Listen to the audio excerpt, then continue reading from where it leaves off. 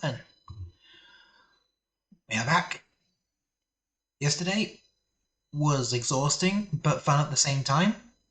We'll continue that part of the project tomorrow, not really project, my shiny hunting Poké Radar practice. We'll continue that tomorrow, and we'll actually properly start the event on Friday. But for now, I want to continue my Minecraft project. Okay, just move this across. Okay. So the last time we were on this, I finished the final course. It's all the way over this way. It's a bit further along. After this one,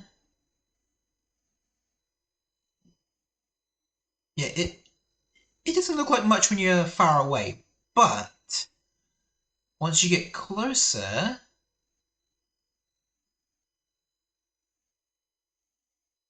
I need to go lower as well.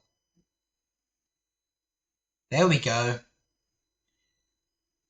We completed SNES Rainbow Road last time. And I had to do it with shulker boxes, so the rainbow is not always in full focus. It based on the render distance. But now, we are working on some new tracks. We're skipping the N64 and we're going straight to the Game Boy Advance. And I'm looking at the mini-map for Peach Circuit, and it's already looking a little bit larger than these ones. Oh, and also, I created some add-on packs for the custom music. I can't put them all in the same packs, so for now, if we look on here, and then we just move this up. So all of the different tracks, even got one of the main composers for the track name.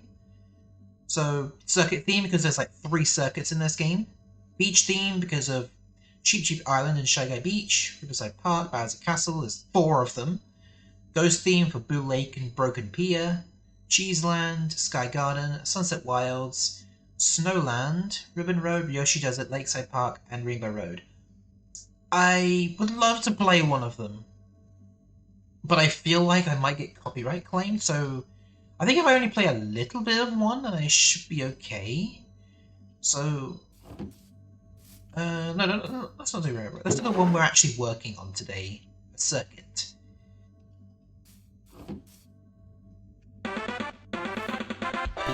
See, there we go. That's all we're going to play. I don't trust the copyright system. 2 seconds should be more than enough.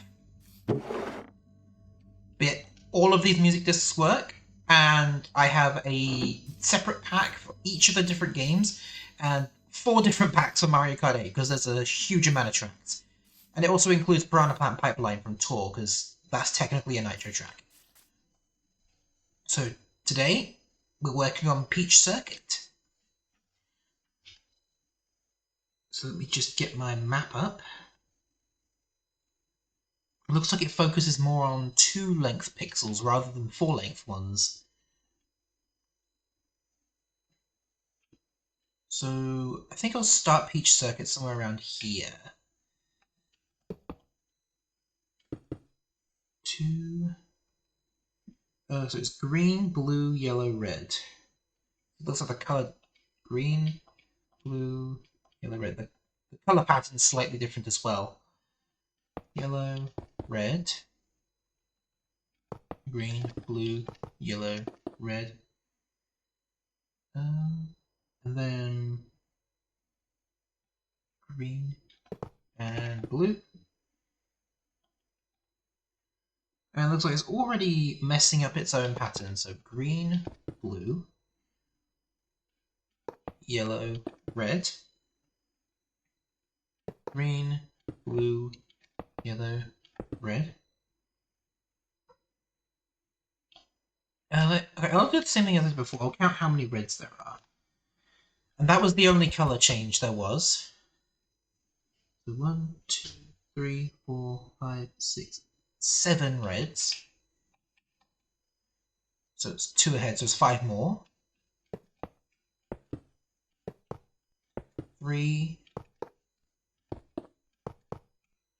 4, 5, 6, 7, 8, and then green there, blue, yellow, red. So yeah, we can already tell the tracks are going to be a lot more of a different shape and way larger.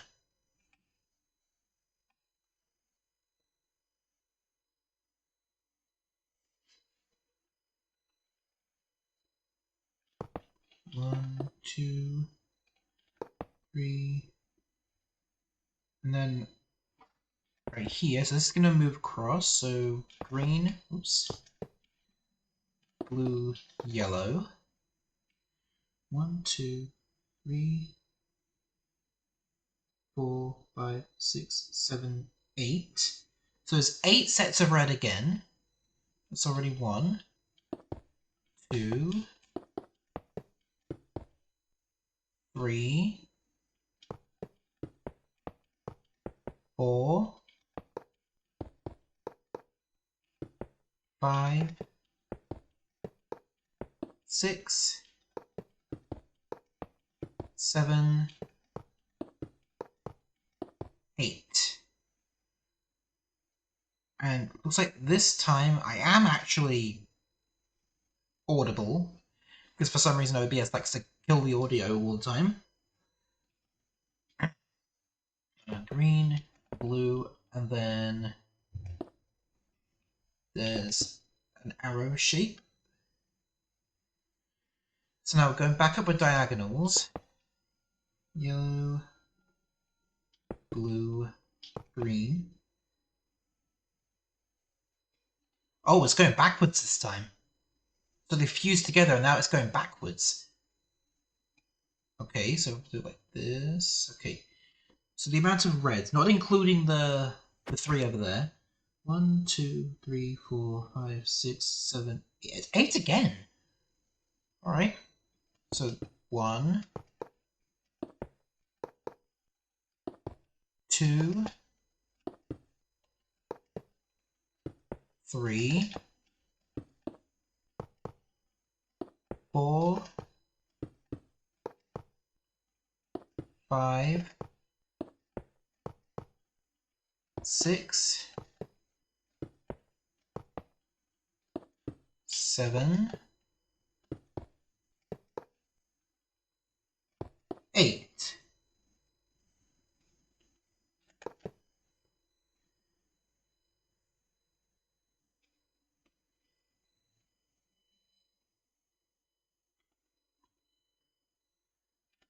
Blue, green, red. Okay, so how many reds? 1, 2, 3, 4, 5. That's already 1. 2, 3, 4. 1, 2, 3, 4, 5.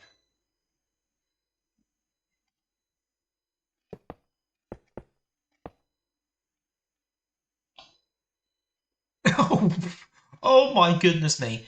Okay, yeah, these GBA tracks, they're double the size of the SNES tracks. Oh my gosh. Literally double the size. Okay, then we're going across this way. 1, 2, 3, 4, 5, 6, 7, 8, 9, 10, 11, 12, and the 12th one is going up. 1, 2, 3, 4, 5, 6,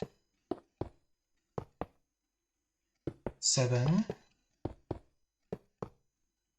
8, 9,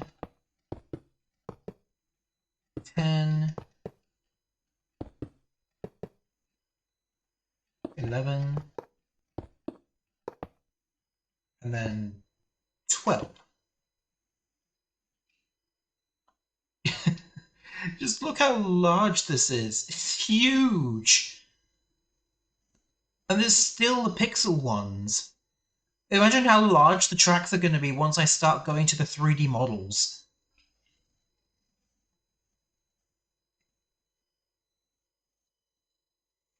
Okay, now I need to figure out how long this is. Hold on, give me a sec. 1, 2, 3, 4, 5, 6, 7, 8, 9, 10, 11, 12, 13, 14, 15, 16. So 16 total reds. So that's 1, 2, 3, 4, 5, 6, 7, 8, 9, 10, 11, 12, 13, 14,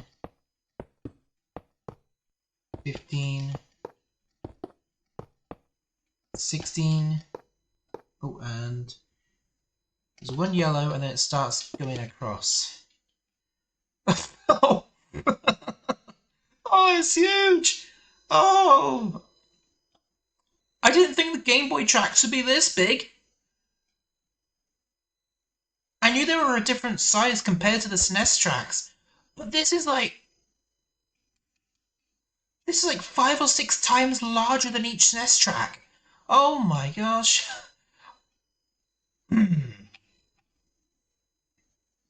Alright, how long is this one? So it starts on blue, so I'll count the blues. 1, 2, 3, 4, 5, 6, 7. So it's 1, 2, 3, 4, 5, 6, 7.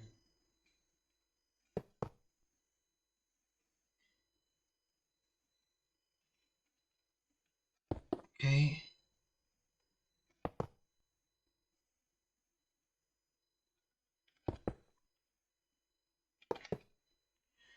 Okay, so how many reds? 1, 2, 3, 4, 5 reds.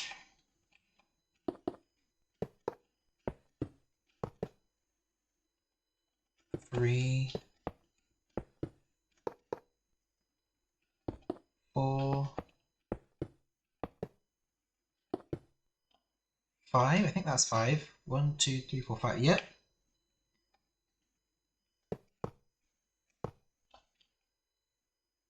Okay, so the color matchup is a bit different. So green, blue, yellow, red. Green, blue, yellow, red.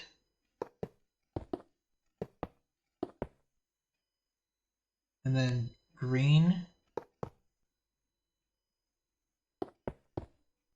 blue, and then a bunch of diagonals. Okay, almost like this. So this one. Oh boy.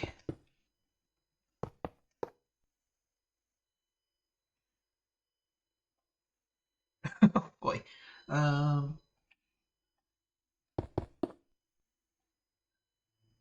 1, 2, 3, 4, 5, 6. 7 blues, but the third one is just 2 blocks. So that's already 2. Wait, that's the wrong one.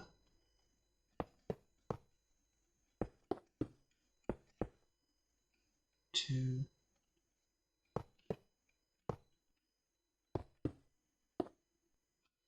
Three. 1, 2, 3, 4, 5, 6, 7.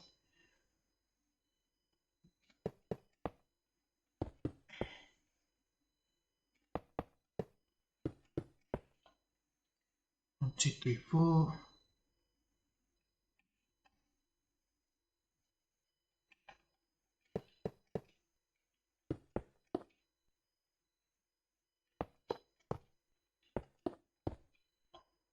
One, two, three, four, 5. Wait, hold on, just a sec. Yes, it is 5. 1, 2, 3, 4, 5.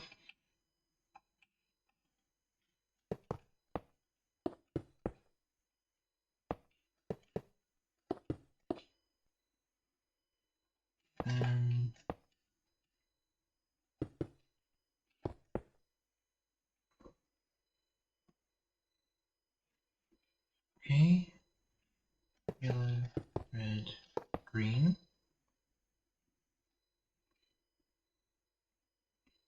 1, 2, 3, 4.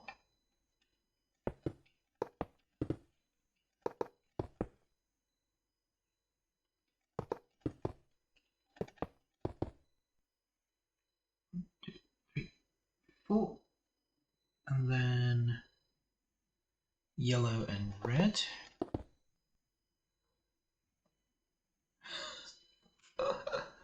Oh boy.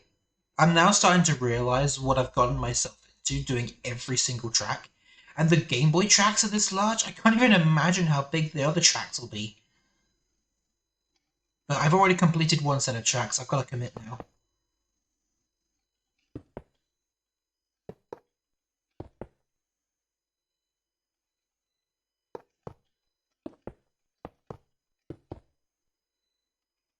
Okay.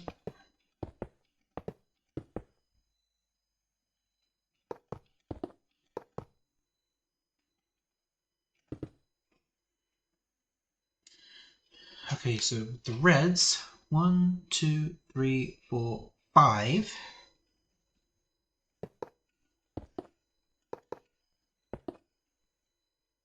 2, 3, 4, 5. And then green, blue, and yellow.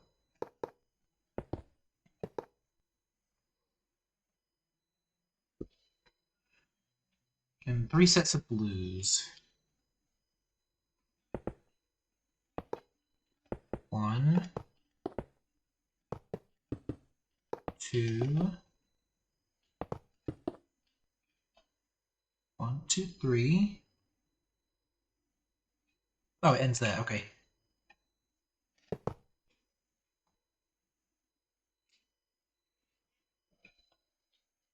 One, 2, 3, 4, 5, 6, 7, 8, 9, 10 full sets of red. So 1, 2,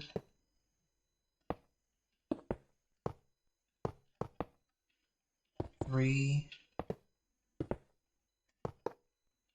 4,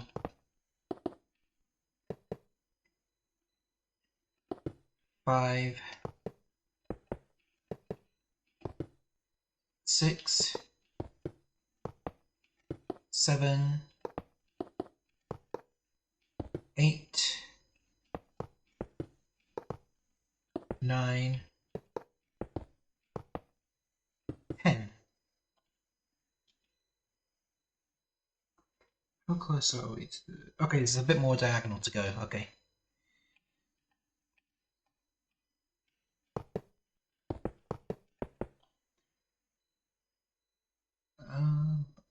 Another group.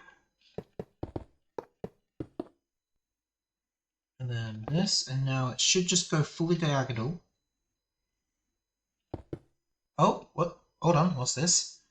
What is this?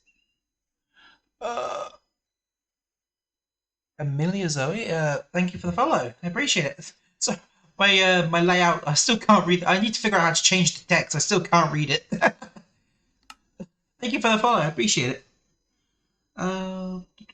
Two, 1, 2, 3 reds.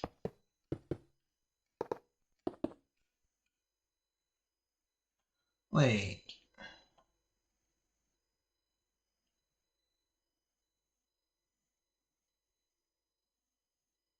Did I do enough over here? How have I already messed up?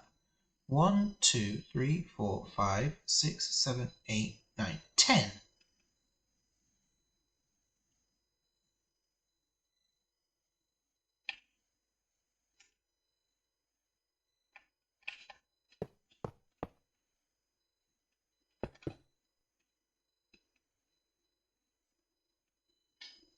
I'll have to modify things a little bit.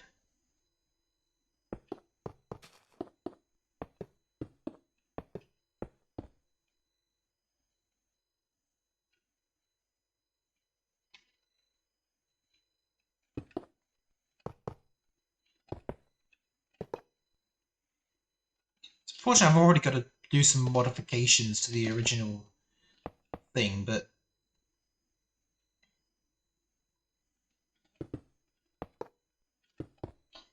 alright, slightly modified, but I think I'll be able to get it to work.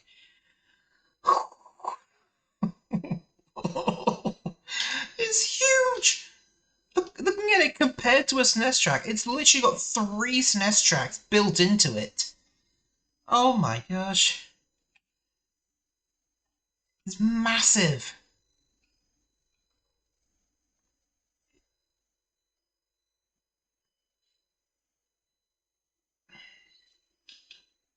Alright, now I need to figure out where the inner barriers go.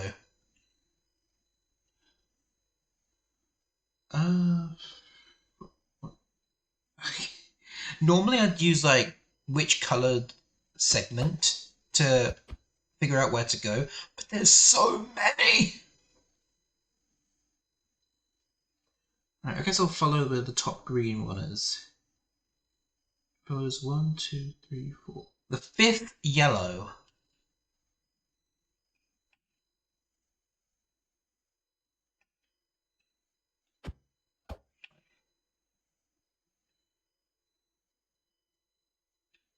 Alright, so it's about here.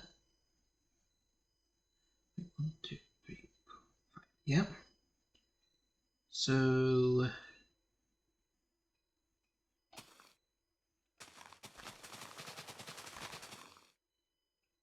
get this back up. So how has that grown so quickly already? 1, 2, 3. 1, 2, 3, 4. 1, 1, 2. 1, 2, 3.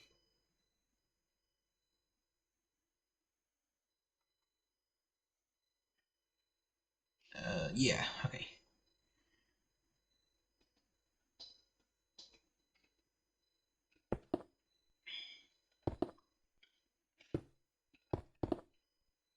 Oh, is it? Oh yeah, that would probably work out just right. Just fine. And then 1, 2, 3, 4, 5, 6. 1, 2, 3, 4, 5, 6, and green. Oh, hello, hello, hello, hello. I don't know why I said that multiple times, but hey. Where am I going now? Okay, over here. Currently I'm building GBA Peach Circuit for Mario Kart Super Circuit, and I'm realizing now how large the Game Boy tracks are compared to the SNES tracks. Oh, it's going to take even longer to build these tracks. Oops. 1, 2, 3.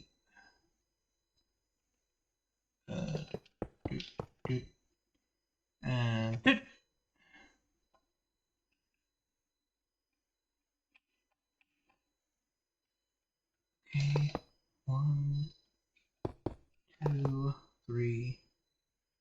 There's 2 more full sets.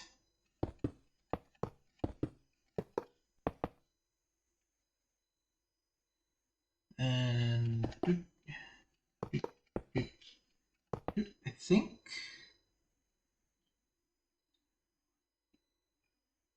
Oh wait, no, I already messed it up. Oh, already messed it up. It's green, red, yellow. Okay, and then like this. Okay. 1, 2. Oh, okay, this is not exactly how it needs to be, but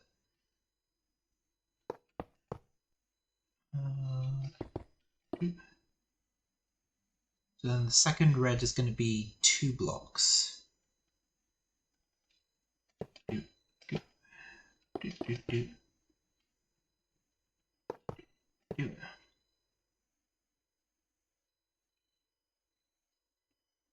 And then 2 red.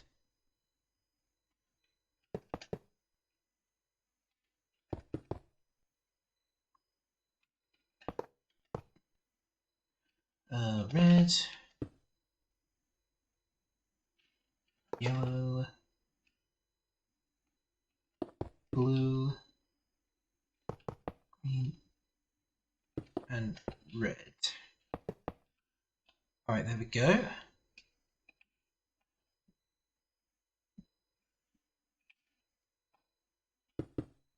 One, 2, 3, 4. How's it going? I'm doing pretty good, thank you.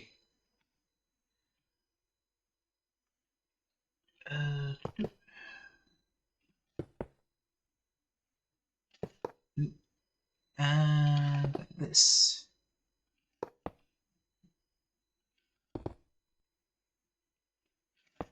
Okay. I'm going downwards already. 1, 2, 3, 4.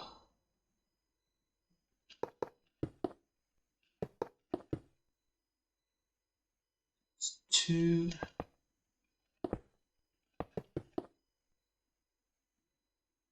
1, 2, 3, and then the 4th set.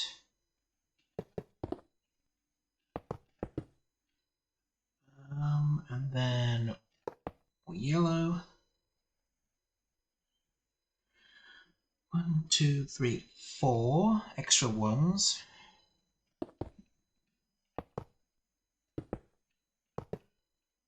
What's your stream schedule? My streaming schedule. Hold on a sec. I've got it posted on Twitter. Let me just post the link into the chat. This one. Yes. Link. Okay. We just paste that here. There we go. There's my stream schedule is in that link, and that should show everything I've got. So yeah, Monday was already passed. We did some Shining Pearl shiny hunting. Today, Minecraft. Tomorrow, continuing what we did on Monday, more shiny hunting. Thursday, a 2-player Nuzlocke collab with Celestic. Friday, a double stream starting the shiny hunting event and another collab. Saturday, more shiny hunting, and Sunday, Paper Mario 1000 Year Door. That's a super quick overview of what I'm going to be doing this week. And I've already lost count what I'm doing. 1, 2, 3, 4, 5. Okay.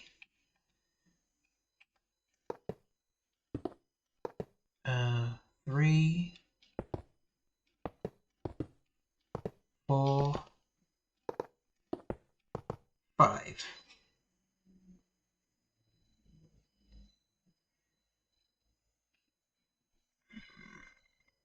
Okay.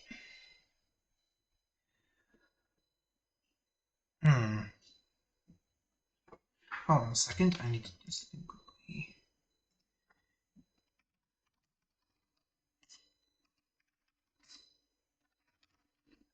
Set.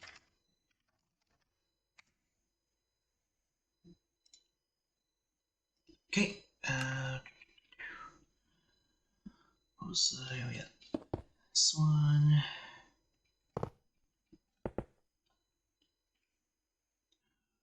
Need this. Oh no, wrong one. Is that? No, that's still wrong. Blue. Yeah, no, that's not right. It needs to be red. Then green. Then blue. Then one more yellow.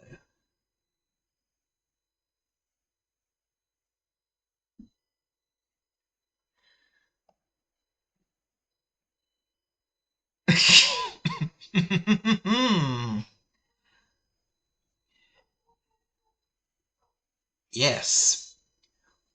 When I see those kinds of questions, the alerts start to whir in my brain. I updated the rules for first time chatters. You should have seen the rules. If you try advertising, you get wiped off the platform. Well, by stream at least.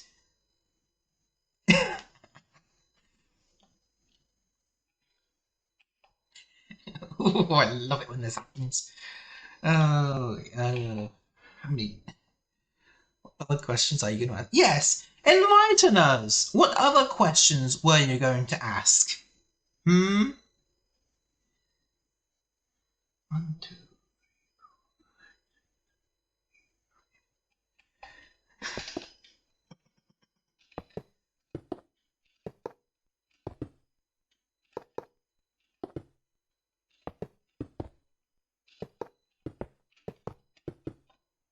3, 4,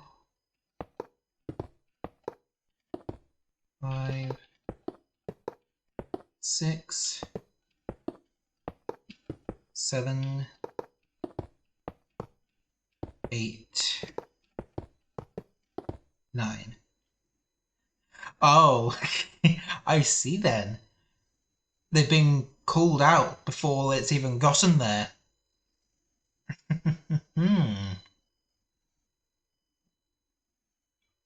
Here's the thing. I've got no problem if there's a VFX artist in the chat. I just don't want them advertising in my chat. That's what gets on my nerves.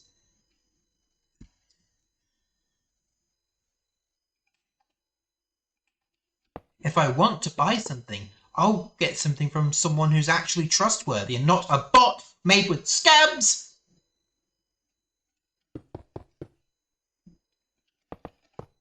TikTok?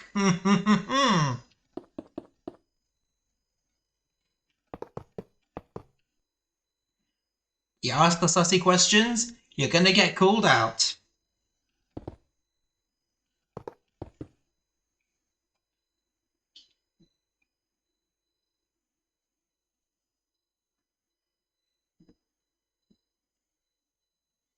One, 2, 3, 4, 5, 6.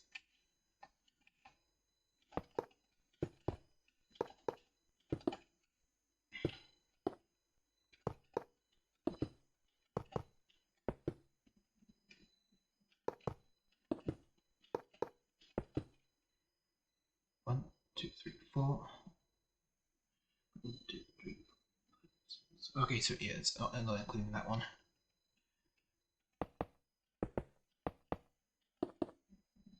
One, 2, 3, 4.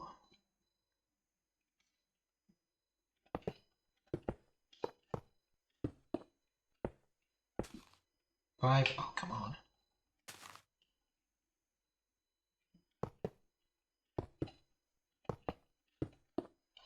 Let's see. So total 1, 2, 3, 4, 5, 6, 7. 1, 2, 3, 4, 5, 6, 7. Okay, good, good, good, good, good.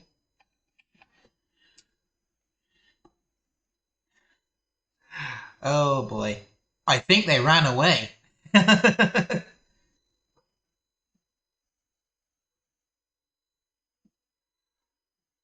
I can tell they are running away.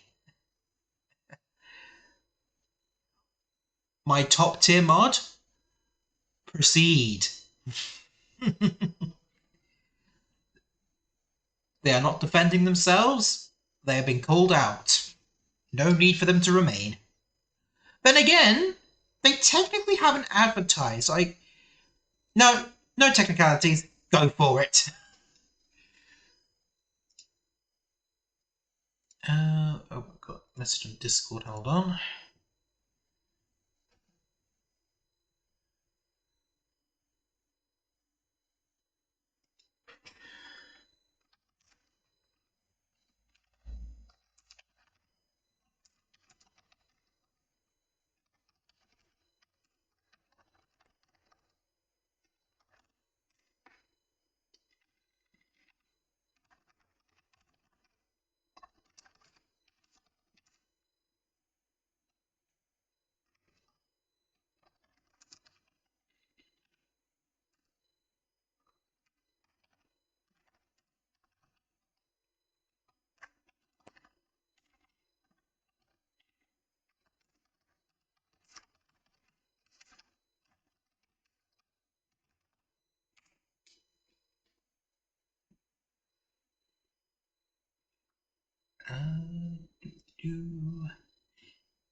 Let me just have a look on here.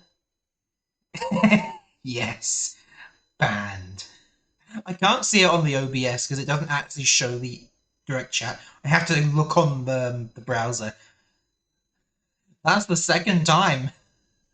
That's the second one this...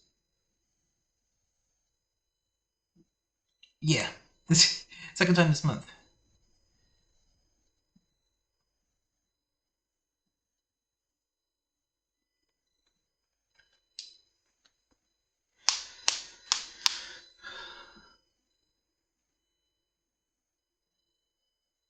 Let me just unmute my desktop audio because I feel like a voice chat is coming up.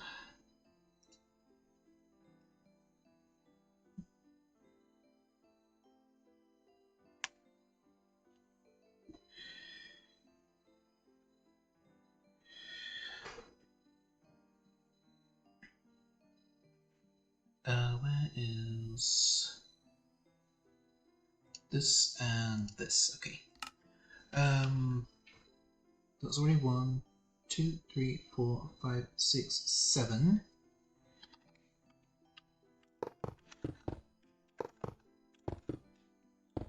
Two,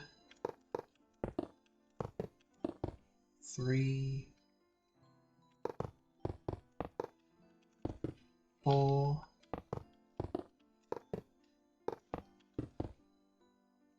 5,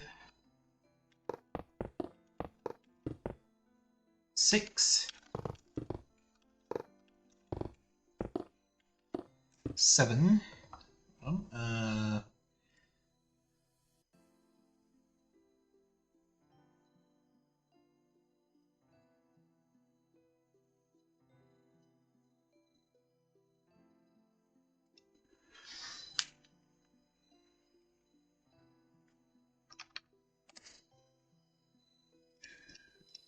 Okay.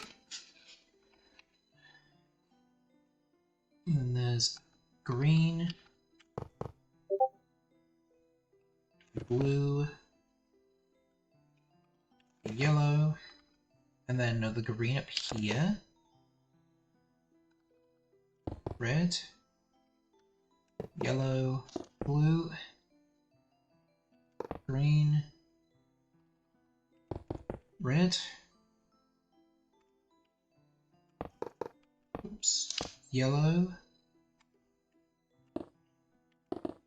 blue, then 2 greens, 2 reds, then here,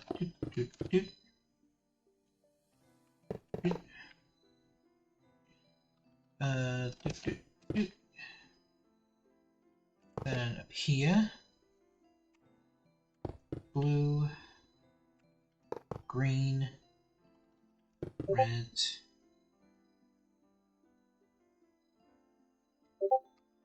and okay, hold on a second, I need to...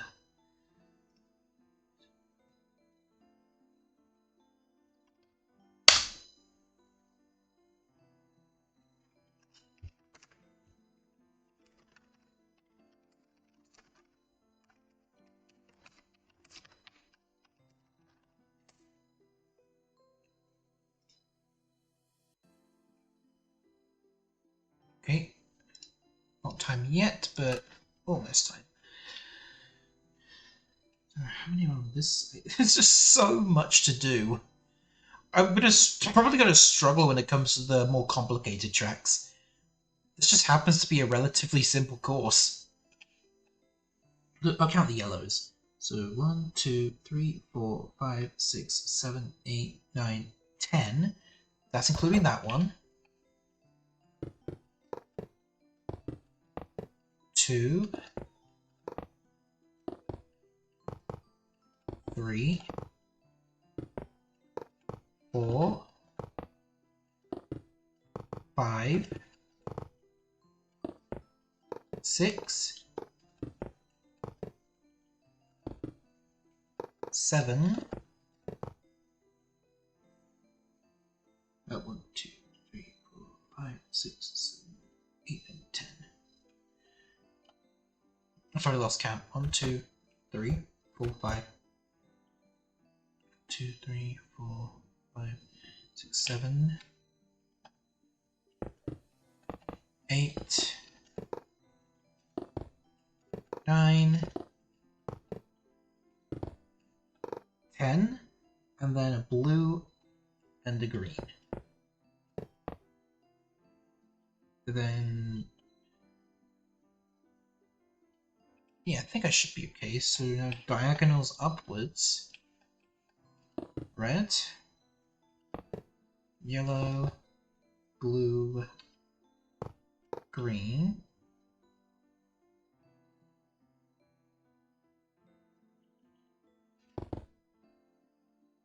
Red, yellow, blue, green. And then it should start up here.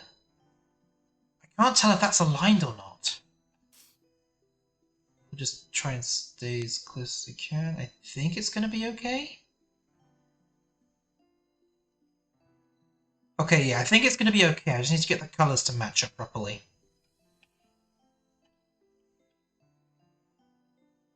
I don't think there are any colour changes, so just keep going with this pattern I've got going.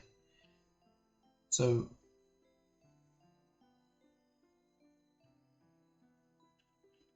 yellow, blue, green, red, yellow, blue.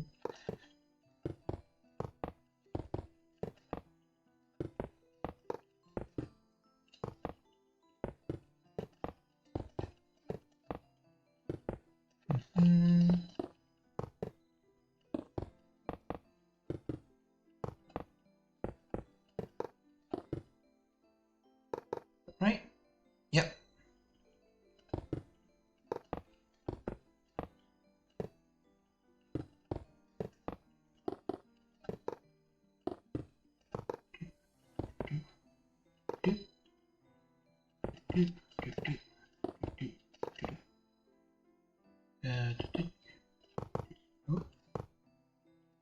There we go. So the inner part completely done, and yeah, I don't have to worry about the interior of that. No need to worry at all. Oh, it's going to be a bit more difficult to use the fill command. There's a lot of diagonals. I don't need those ones anymore. Now it's time to work on the straightaways.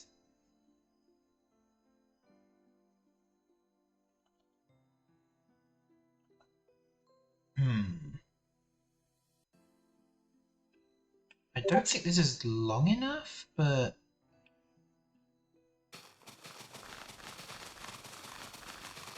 well, not long enough, wide enough.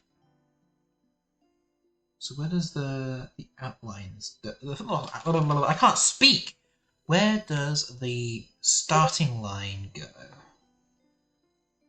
The second green after here, so over here then.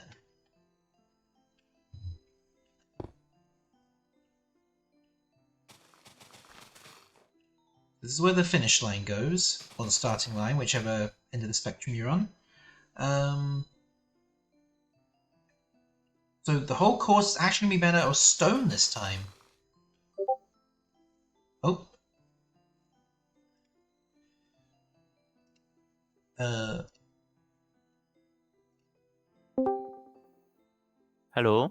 Hello?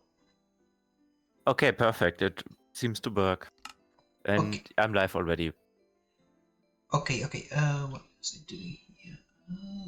We play 2 different games right now. Do you still want share chat or not right now? Yeah, I don't see why not. Oh, Okay, then I will. I've also favorited you on the knocking feature. If that helps with anything. Yeah, I can knock you. I can knock on your stream over the manager. Wait a second. Okay.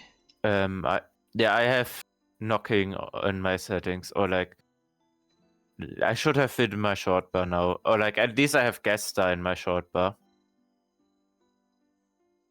Okay.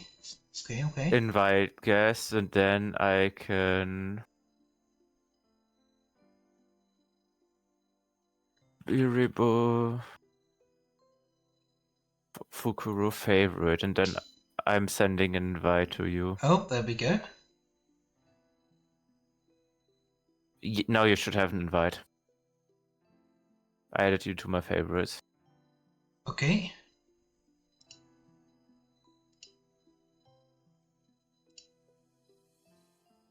I just click on knock.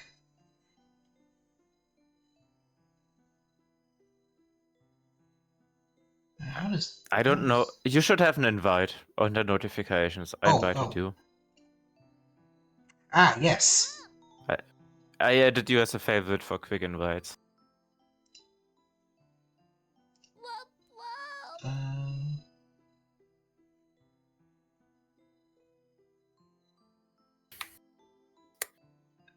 copy the link address. I need to put it in Chrome because, of course, Opera is useless. Oh yeah, you need Chrome for it, sadly. I don't know why it doesn't work on Opera. Opera is also built on the Chromium engine, so technically it should work. I don't know what Twitch messed up there. Well, at least I've got Chrome, so I don't have to worry about it too much.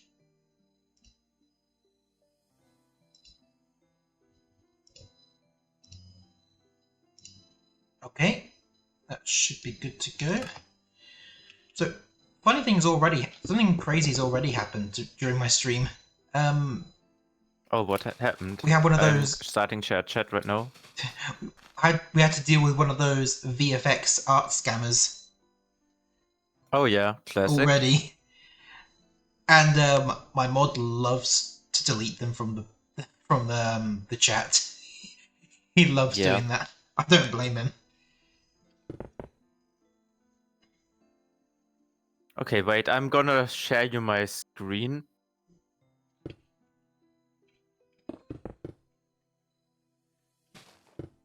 How does this work?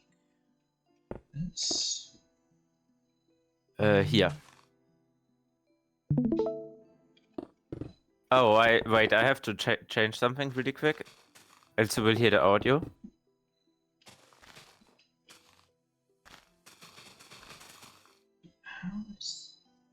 Is it 3? So now you should see it. I also opened there all like the gym leaders and stuff like here. I have that open in Bulbapedia. Chat sees that too. Okay then. So you will see here all the gym leaders and stuff.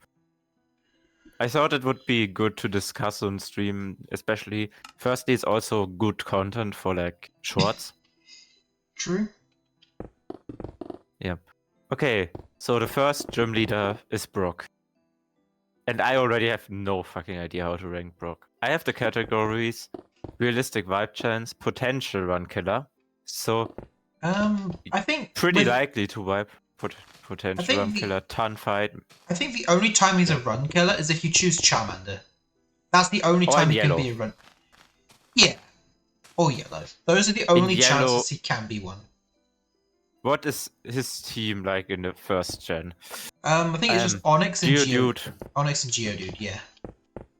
I would say in yellow, level 12 cap is brutal in yellow. You either get a Nidoran or you wipe, basically, in yellow. Yep. Yeah, hard gold, soul silver. Okay, hard gold, soul silver. He is absolutely free in the post game. Holy shit! This is why does the Omestar have spike cannon on level 53? Isn't Brock like one of the last gym leaders you face in the game for some reason? Yeah, I mean, he doesn't even have a golem. And his ace is still a Onyx with Gen 4 sturdy. I would say, because of the Charmander matchup, if you don't self-sabotage, it should be an easy fight. Okay, okay. Now we Misty on the other hand. Misty is something else, depending on the game. Okay, Yep. let's directly say it. If you play Charmander, Misty is also a run killer. Yeah. And if you're in Let's Go, Bubble then Beam. Bulbasaur is a risk. This, Wait, is it? I mean, in Bulbasaur, in Gold, Silver, Crystal, yeah, it's ridiculously free. Then Fire Red, Leaf Green. Starmie does not have a Psychic type move. Okay. Hard Gold, Soul Silver, Misty, I would actually say is not free. This team is nasty. 2 Pokemon with Ice Beam, yeah. Earthquake and Quagsire with Water Absorb. Shell Armor Lapras, so you cannot even get a lucky crit. Starmie has a Citrus Berry. I would say it's still easy but not free. And then we have Let's Go. Yep, was it Okay, the Starmie only has Psywave, which does not do super effective damage. It's one of those random attacks that just fixed damage. But why does this thing have Scald? And Let's Go at level 19. I would say Misty is a tough fight, depending on your encounter luck. I mean, if you have Bulbasaur, Misty is here. But if you have Charmander or in Let's Go, I would say it's a tough fight. So I would put it in tough fight. I don't know if I would even have to look at Surge's team. I'm gonna put him in free already and then look at his team. So this is like the easiest fight I ever had in any Nuzlocke. I think I never even struggled with Surge. Even when I was pretty new to Pokemon. Yeah, and Pokemon I mean, in yellow, Thunderbolting Raichu sounds scary. In yellow, you got a free pass in yellow. Only Raichu, nothing else. No Magnemite, Look no at this Megaton, Raichu moveset. no Voltorb. Mega Punch, Mega Kick, Growl. That's it. Yeah, Thunderbolt, Mega Punch, Mega Kick, Growl. Why would you ever have Mega Punch on the same moveset as Mega Kick, which is just the same move in better? Then in Gold, Silver, Crystal, for whatever reason, he's 4 level under the league, so he's free anyway. Hard Gold, Soul Silver. Hard Gold, Soul Silver, his team is actually not that easy. It's the first kind of gym leader you fight. But okay, they all have horrible movesets. Why is Electabuzz best moveset Quick Attack, Shockwave, Light Screen, and Low Kick? That's it. That's a bit boring. What did you say? That's a bit of a boring moveset. Yeah.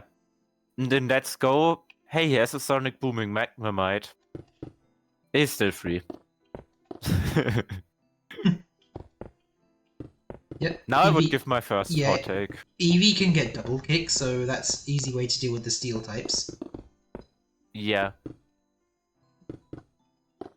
Especially his level cap is 26. That means Eevee already has like all the strong moves. And you get don't you get the fire type Eevee move? I think by so. that point.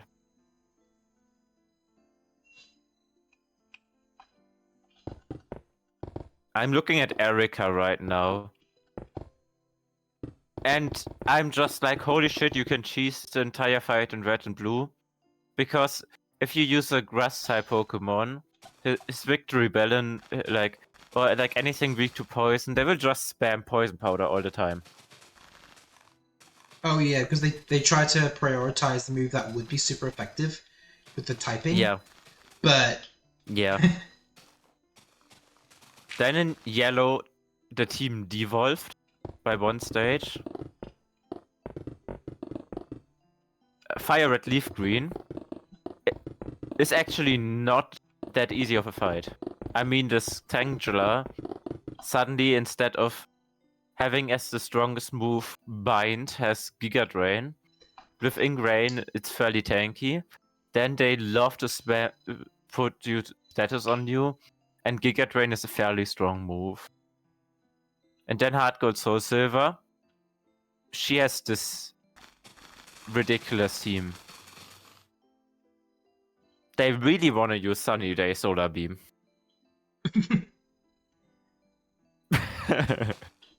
This is.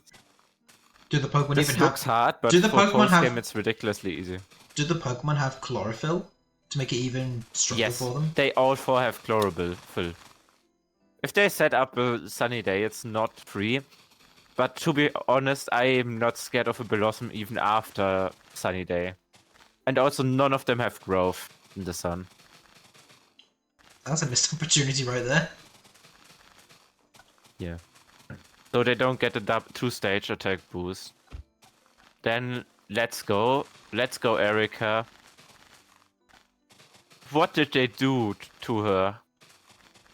2 moves on Weeping Bell and Vileplume. And Mega Drain. What was Pokemon Company's obsession with having incomplete movesets in the boss battles? Why? I think even in the rematch, do they even have full movesets in the rematch? Yeah, in the rematch they finally have. Oh my god, they actually have moves in the rematch. Yeah, anyway, Erika is, I would say, harder than Surge, but still easy. Okay. Because actually, you get so many flying types in Kanto. And literally next to it is a Dodrio, and if you have nothing, you can get a Flareon. Yeah, Erika is free. Yep. You can get a Flareon. I think with Sabrina is one of the before it. hardest ones. Sabrina is definitely one of the hardest ones. Yep. Now we have Koga. Poison. Koga. I think with Koga, I think it really depends. Koga has a nasty team in Let's Go. Also, because I saw it here in this list, we have to rank Koga as a gym leader and an E4 member as one. But he is an E4 member. It should not be hard to rank because I don't know what they were thinking with this E4 team. Firstly here, red, blue, yellow. This is just annoying, but nothing scary. This mug is scary, but does not have toxic, so yeah. Toxic is one of the best poison moves you can get in the older games. Okay, to yellow Koga, I don't have to say anything. Just look once. What is this team? Only the king of dupes. Yeah. Then Elite 4 Koga in Gen 2 is absolutely free besides the minimizing mug. But you should have an answer at that point. Yep. I mean, the Crobat's strongest move is Wing Attack. I mean, to be honest, Wing Attack was basically the only decent flying move in the olden days. Yeah. Then Fire Red Leaf Green Koga starts being nasty. Because this mug has minimized acid armor sludge toxic. Which is pretty disgusting to deal with. If you can one-shot it, it's free, but you probably can't, and with 2 hyper potions, minimize acid armor is very disgusting to deal with.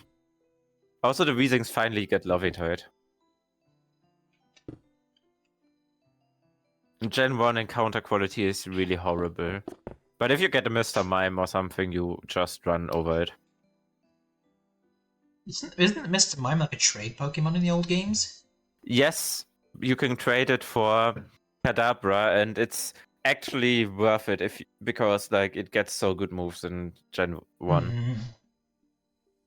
At 43, it learns Psychic naturally. so you don't need to even use your Psychic TM. You can trade it for an Kadabra, which you can guarantee with the game corner. If you play with Trade Evolutions enabled, you obviously can just use Alakazam, and that also makes it free. Yeah, in the old games, Alakazam could also take advantage of the elemental punches because they were all special. Yeah, but you don't get them in Gen 3. Yeah. Only in Gen 2. Still good for Gen 2, though. Yeah. I mean, Gen 2 Koga is a joke in general. I mean, the Exploding Fortress is a bit scary. But they have no abilities, so yeah. Hard Gold Soul Silver Koga still has his best flying move, Wing Attack. His best poison move on the Crobat, Poison Fang. No step moves on the Venomoth. A pretty disgusting mug, to be fair. Minimize Gunk Shot, Toxic Screech with Black Sludge. Fortress with Explosions with Protect, Toxic Spikes. And an Ariados, which we can just ignore because it's an Ariados. I think the only time I think the only time I ever used an Ariados was because I got a shiny Ariados in Pokemon Gold, like immediately after getting Pokeballs, and then the first encounter was just a shiny Spinarak. Oh damn. Wait, the Let's Go team is actually not terrible. Weezing with Protect, Explosion, Toxic. Muk with Protect, Toxic, Sludge Bomb, Moonblast. All of them have Protect. 3 out of 4 have Toxic. The Venomoth has Sludge Bomb, Bug Buzz, Psychic. Wait, this is actually... Koga is actually a team. What the hell? This team is not... This is not free. It took them so many years and 2 different Kanto remakes to finally get it right. Yeah, I would say Koga is easy, but... 4 Kanto remakes if you count the Johto region. Okay, Sabrina. So Sabrina... I thought Sabrina was rough. Then I saw that and then I remember that you get a guaranteed Snorlax. Which just walls Sabrina. Is his special stat pretty high? Yes, the special defense is very high of Snorlax. Gen 1 Sabrina is, I would say, borderline a run killer. Yeah, it's even difficult in Fire Red Leaf Green. Even though you have Dark-type attacks, there are no Kanto Dark-types. Yeah, it makes it hard that there are no counter dark types. You don't have a counter. You actually have to put in some effort into like thinking about how you counter Sabrina. And then when you go to Let's Go, you have access to all of the Alola variants that have dark types. So then it basically becomes free if you get those. No, this team is not free. Never mind, the Alakazam has Nightshade as its second attacking move, and the Jinx has a physical ice type move. It's manageable. Like, Fire Red Leaf Green, it's pretty easy. God Gen 1 was so easy with the gym leaders compared to others. Blaine. I am not even gonna comment on Blaine. Blaine is free. What is he ever gonna do? In the island surrounded of water. I will quickly look at his team, not that I forgot about something, but doesn't he have just like Fire Blast spamming fire types? And nothing else? I think so. The Rapidash has Stomp, Bounce, Fire Spin, Fire Blast. Arcanine has Takedown, Roar by... Oh, this Arcanine with Takedown can hurt. Well, yeah, but it's still easy. Hardcore Soul Silver. Oh... All of them have White Herb Overheat. Ooh. But why did he drop his Arcanine for Macago? And he dropped his, like... he added a Magma and a Macago. Oh, what? I've made a mistake over here. Rapidash overheat does simply not hurt, but if the Macago for whatever reason gets a sunny day overheat off, you might just lose a mon. There. Let's go, Blaine. Also, every Pokemon has 2 to 3 moves. What did they do there? Yeah. Blaine is free. Okay. I have to look at Giovanni's team now. Because Giovanni looks absolutely free. Did you ever Did you ever play Gen 1? Yes, but I don't think I ever beat it. Okay. Viridian City Gym. I think the only time I really used it was, I think I used it for, like, the Shiny Ditto thing? Wait, no I didn't. Oh. I cheated to get the Shiny Ditto. I wasn't going to go through that. I only had one console to do it on anyway. Wait, Yellow Giovanni actually has a real team. He had the Rhydon, didn't he?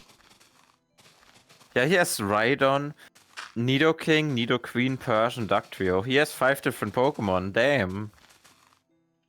And if you were Why did they go back in Fire Red, Leaf Green then? If you were to make his team like fully ground type, you just simply swap the Persian for a Sandslash. Bingo. Yeah. We are not gonna add Rainbow Rocket Giovanni, else Giovanni would have to go into Rankiller tier. Yeah, Mega Mew. Rainbow Rocket fight is brutal. Been Mega Mewtwo.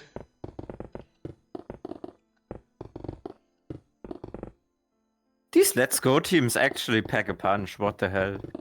Let's Go is actually probably the hardest version of Kanto to Nuzlocke.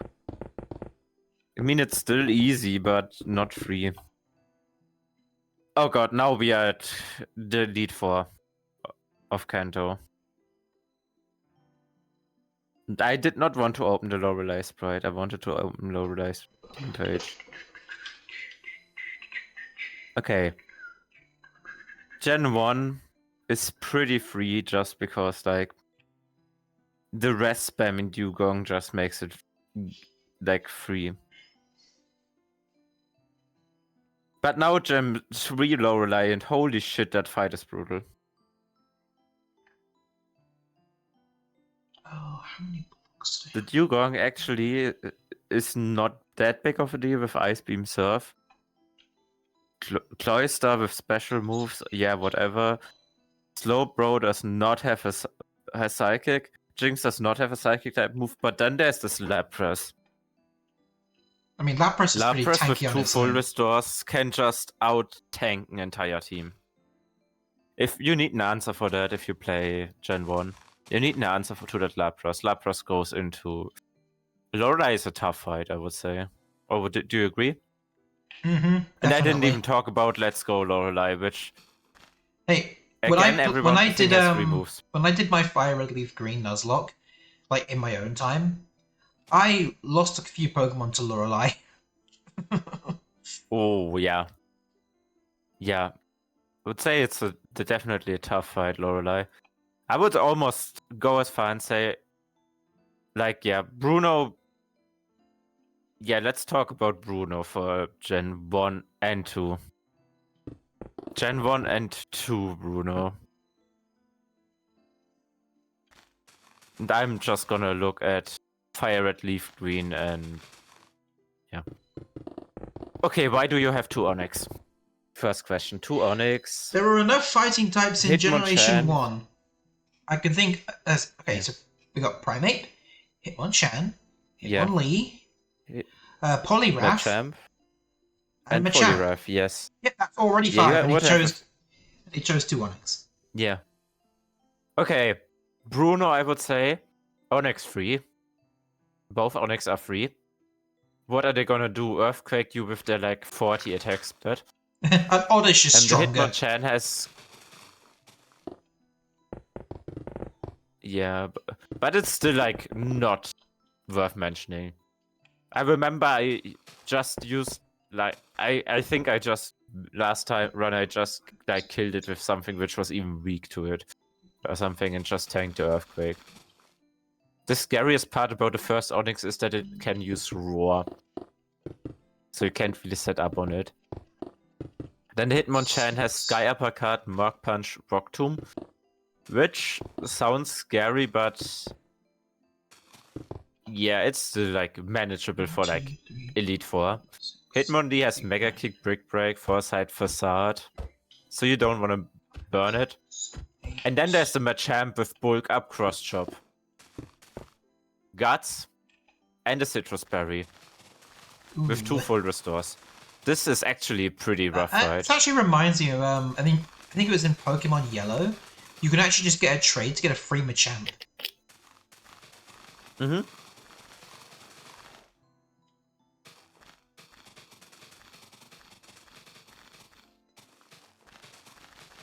Heart Gold, Soul Silver. Technician Triple Kick Hitmontop is a bit nasty. It has counter, so you have to be aware of that. But besides that, it's alright to deal with. The Hitmonlee gets a Blaze Kick. The Hitmonchan has all the elemental punches and Bullet Punch. Yeah, he still has, for whatever reason, a fucking Onyx. There's even more fighting options now. Yeah. Like, Hitmontop, which he uses already, so he only has 1 Onyx. But this Machamp with no guard cross chop actually like can kill something. I get why he doesn't use Poliwrath this time because Chuck uses him, but that doesn't excuse Bruno for not using at least 5 fighting types. Because there's still Machamp. Yeah, he uses Machamp, but he could still like Primeape also gets used, but there's like, let's be honest, we're in remakes. They could just give him like a fucking Medicham. Yeah, I think in the rematch he even has like in the rematch he gets a Lucario and a Hariyama. Right. Okay. During the Elite and Four then let's go. rematches, He has the superpower Machamp. Yeah. And let's go. He has a superpower Machamp, which is kinda scary. Hitmonchan has all the elemental punches again. Hitmonlee actually has a coverage move. Onyx sets up Stealth Rocks. And he has a Poliwrath with Waterfall superpower. Yeah, I would say it's easy to manageable. I'd say it's manageable just because like the Machamp in... Wait, I have to turn up the lights, else my mouth movements don't get tracked anymore because it's dark. Okay. I'm realizing how many curves are on this track. It's going to be a pain to do. I've got to free paint them. Yeah. It's, I guess, a tough fight. Do you remember in your Nuzlocke Agatha? I don't remember. I think I had a Hypno in that fight, so I think I was able to deal with most of her Pokemon pretty easily.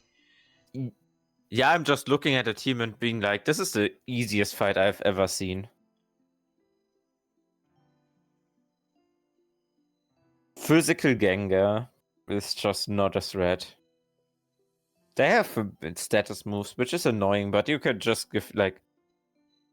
You could use your 1 like berry for this Gengar and you are fine. Also the Haunter with Mean Look, Curse, Hypnosis, Dream Eater. Yeah, if you get caught off guard by a Mean Look by a Haunter in the Elite Four, I don't know, then you deserve to lose the fight. I would say Agatha is free.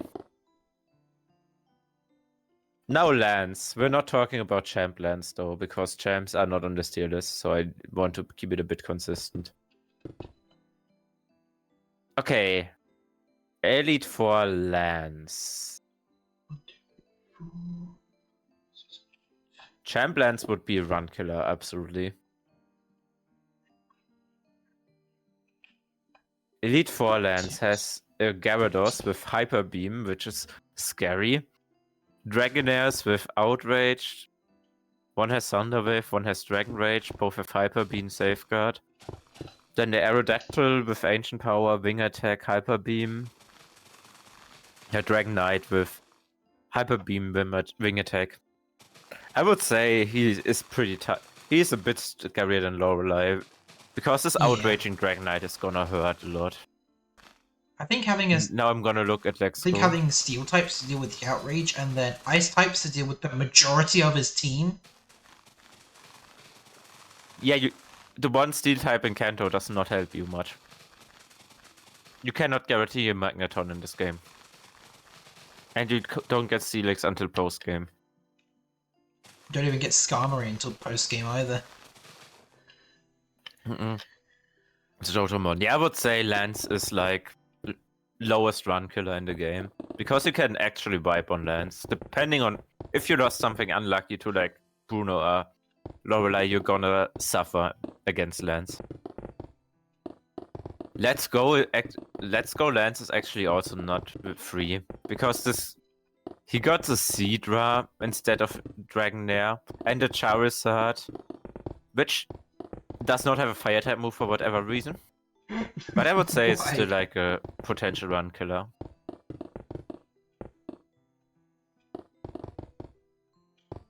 Or what would you say? Where would you put Lance? I think if you're prepared, you can deal with them, but again, if you're not prepared, you can definitely kill your run. Yeah. Okay. Faulkner. We are in Johto now. Yeah, if the only way Okay, Gold, Silver, Crystal, Faulkner is a run killer. It's not. Just look at this level cap. Level 9 is his level cap. If you pick Chikorita, definitely a run killer. But you can get Geodude before that gym, so you're fine. Geodude is actually not guaranteed. You can still get Geodude, though. Yeah. If you can get that small chance, then you're good. In Hard Gold or Silver, I know you have an Onyx trait, which you can get. And you can get the guaranteed Mareep app. I would say in Hard Gold or Silver, you should be fine. Gold, Silver, Crystal, you don't have the Mareep app. I think the level 9 cap is tough, because your starter doesn't even have a step move at this point.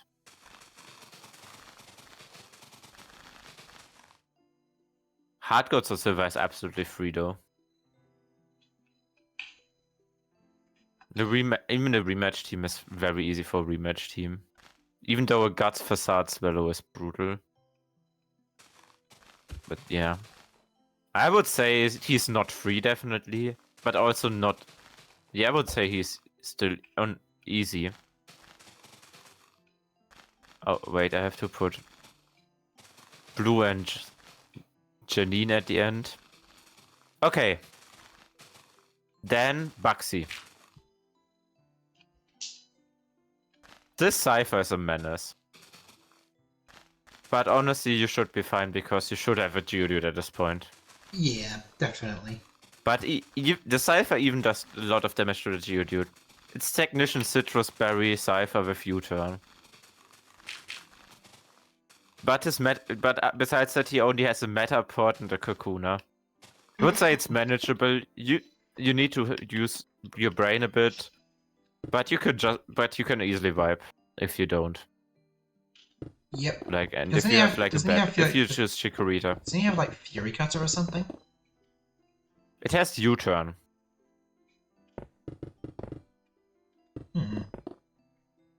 70 base power, which hurts a lot that early. I remember as a kid I struggled with the fight, but now I think I never lost anything in Nuzlocke to Baxi. Where I lost something in the Nuzlocke is Whitney. Oh, yep. Well, that's an unfair fight. I'm 100% of the opinion this fight is just RNG. If Whitney presses rollout turn 1 and just keeps hitting rollout, you're gonna be in for a bad time. There's only... Also, Metronome Clefairy is a bit disgusting. The best way to try and counter it, a female Heracross or the trade Machop. Yeah, those are the best way to in combination with a Geodude. Because the Geodude can like... I remember the first time I fought Whitney in a Nuzlocke, I used Geodude and just prayed. And then after that, I always went out of my way to like guarantee a Heracross.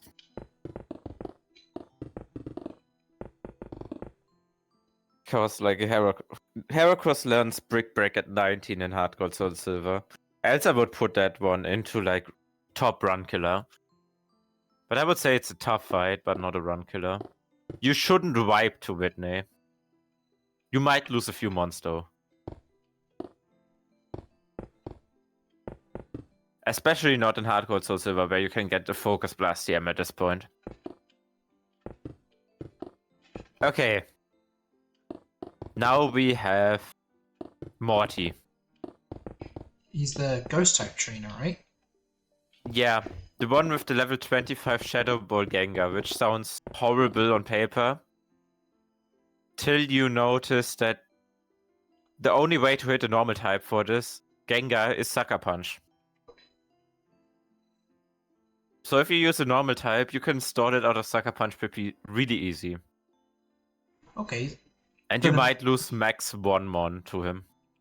The easiest way to deal with him is cheese.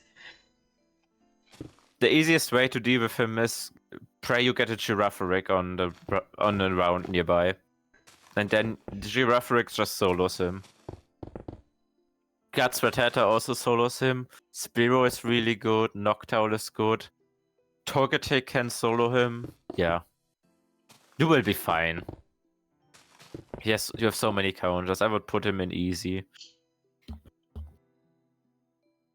Is he tougher than Koga? Yeah, I would say he's tougher than Koga. Is he tougher than Faulkner? Yeah, I would say he's tougher than Faulkner. Oh, Chuck is funny. Chuck fight is funny.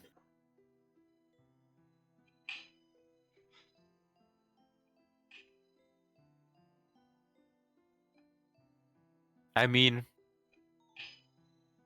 Chuck has lots of annoying RNG moves. Like he has a Prime Ape with Rock Slide flinchers, which is pretty fast, and Double Team. Oh god, I hate the double team in those battles. Not and forget about has Hypnosis, Focus Punch, Surf. Let's not forget about Juan's Kingdra. That's an annoying one to deal with when it comes to double team. Wait, I quickly have to look up an item location.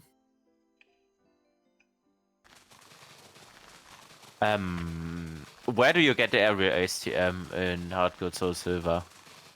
Mount Mortar. Yeah, he's not a free fight then. Who learns Aerial Ace where? Doesn't the Pidgey line learn Aerial Ace? Like Oh, 20s? this is not the TM 40 I looked for. Okay, who learns Aerial Ace in Gen 4?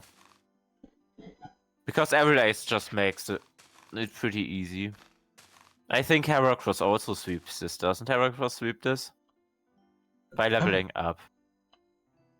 Oh, Heracross gets Aerial Ace at level 13. Oh, there you go then. Farfetch gets Aerial Ace by this point. Fearow gets Aerial Ace at this point.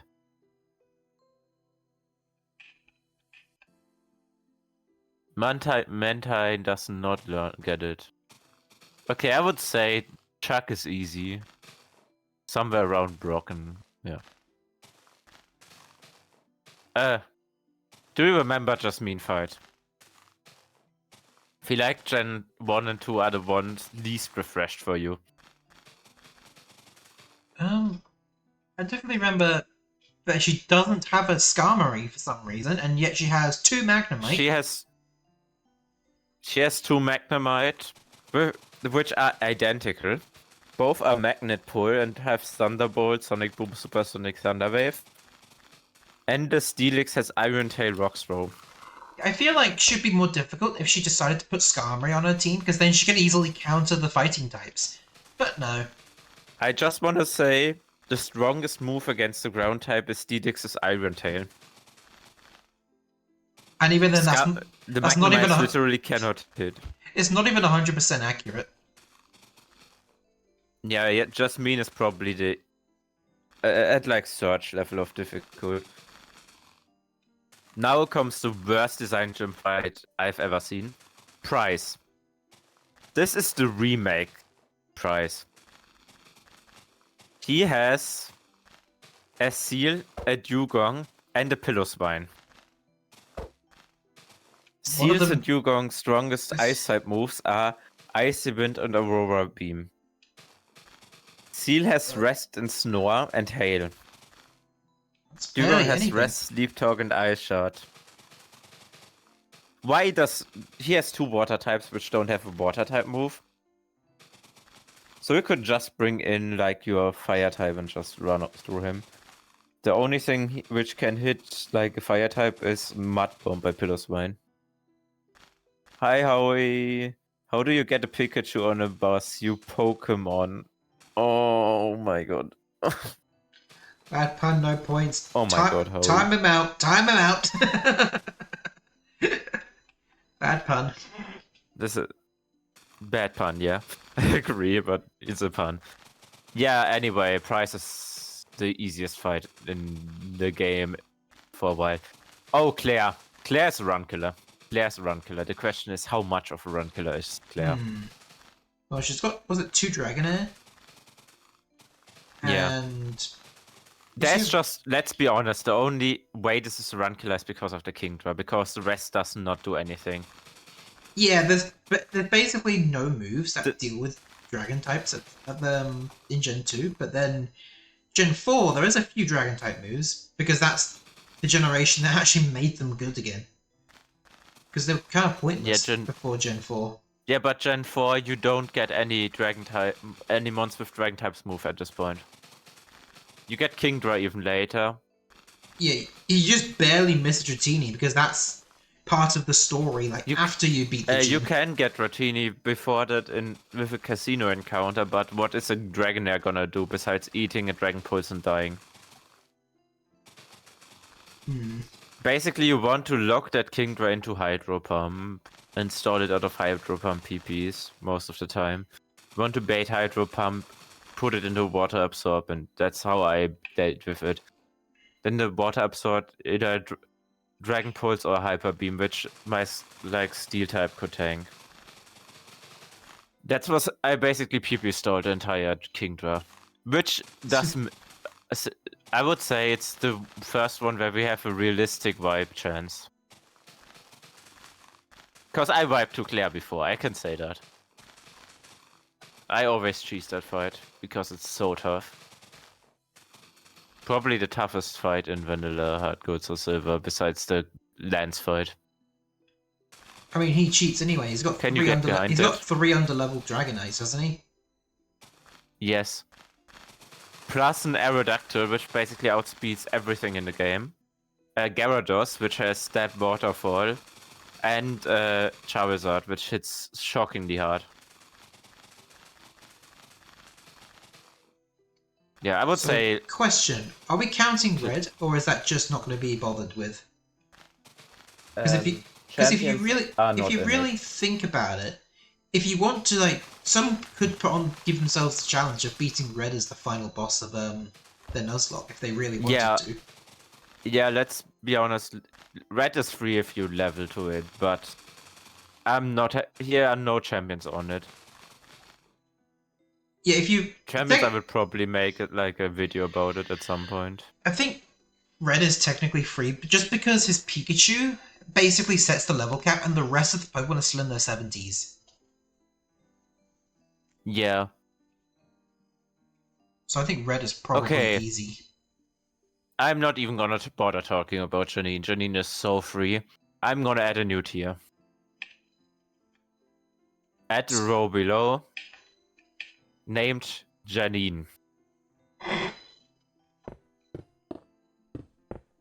And you are grey. Because, like, yeah, you are, like... I'm just gonna quickly show Janine's team. So all know why Janine is free. Firstly, she underlevels you, even in the remakes. Why are you... Oh my god, it jumped, yeah. Here's Janine. In Gold, Silver, Crystal, her ace is level 39 in the postgame. Hard Gold and Soul Silver, her ace is level 50.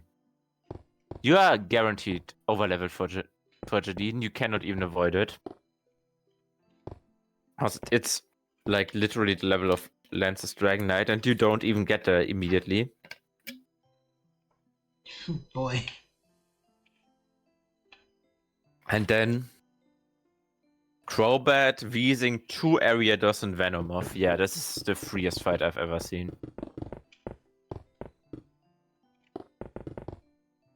Yeah, no. Yeah, Janine's kind of forgotten about. Blue is probably the hardest fight. Never mind, Blue is probably the hardest fight in the game. Blue in... Did you ever play through Kanto? Like, in a Nuzlocke? Not in a Nuzlocke. I played through it normally, though, and it was still difficult. Yeah, I'm just gonna tell you, like, I'm just gonna give you the details about the Blue fight. Quickly. In Black 2 and White 2, not talking about Gym Leader Tournament, wrong team. He has an Executor, which has Lee Storm Psychic, Hypnosis, and Trick Room. It's pretty tanky, so you might not one-shot it, and if you don't one-shot it, it sets up Trick Room. Which after that he will follow up with Rhydon or Machamp. Rhydon has Mega Horn, Stone Edge, Thunderfang, Earthquake. Oh my god. He has answers to everything. I mean, this is why he was a champion of Kanto for a while. Yeah. Yeah, and this is the easiest mon on the fight besides the Pidgeot, which is his ace for whatever reason. Then the other option, which you don't want to see at this point, is the Machamp with No Guard, Dynamic Punch, Stone Edge, Earthquake, Thunder Punch. I don't think I have to say why No Guard, Dynamic Punch, and No Guard, Stone Edge on a former Machamp are dangerous. Yep, no explanation needed whatsoever. Then he has a Gyarados with Ice Fang, Waterfall, Dragon Dance, and Return.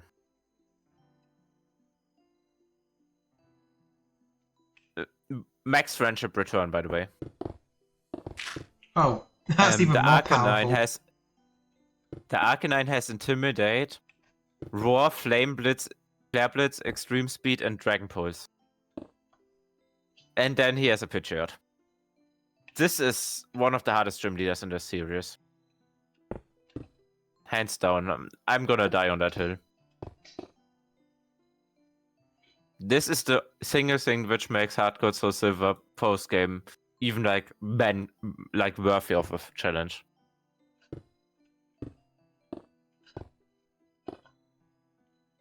I beat it back then when I Nuzlocked to Red, but the only reason I beat it was honestly because I had my Heracross still alive and just Mega Horned the Executor.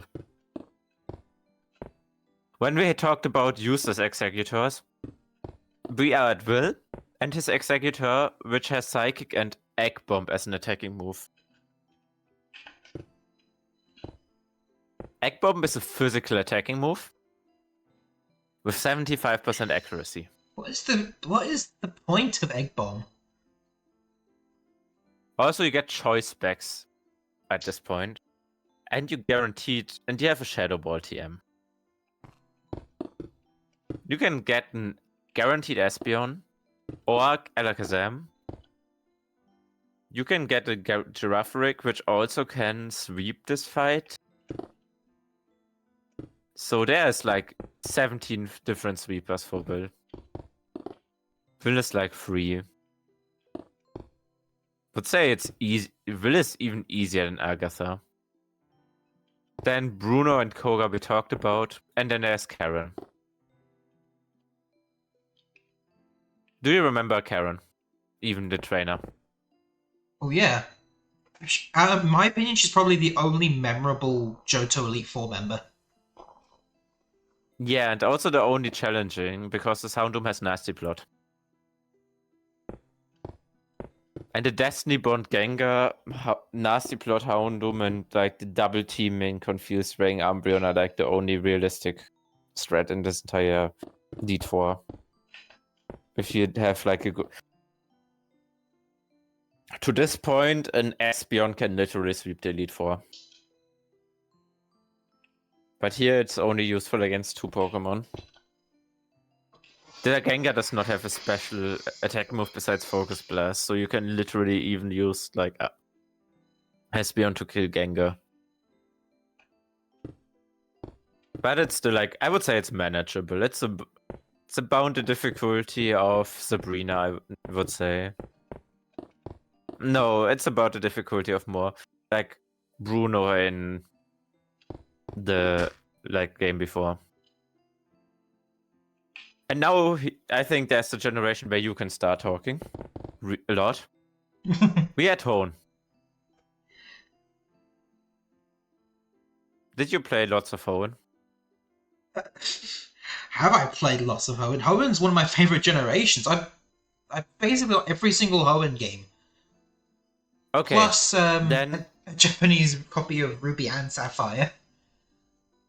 Okay, then do you think Roxanne is a challenging fight? No, right? No. Sure, Nose Pass is a bit more tanky, but just throw in a few more attacks. Yeah, I would say Roxanne is 3. Probably as 3 as like Erica. What is the you should have? What is I the mean, 2 or 3 Roxanne? starters just kill 14 or 15 depending on the game. Okay, yeah, so it's only slightly challenging if you choose Torchic, but you can probably just get a Shroomish and you're good to go. Yeah, if you get the Shroomish, you're good to go, definitely. Let me quickly look at the level caps. Ruby and Sapphire, it's 15. Emerald, it's 15. And in Omega Ruby Alpha Sapphire, it's 14. Okay. And there's no point in even mentioning Nuzleaf or Lombre, because those at that low level, they've basically got no moves, so they're not going to be helpful. You get the Bullet CTM. Yeah. Yes, you get a Bullet CTM after Petalburg Woods. I remember that because I actually used the Nuzleaf on that fight before, and it just soloed.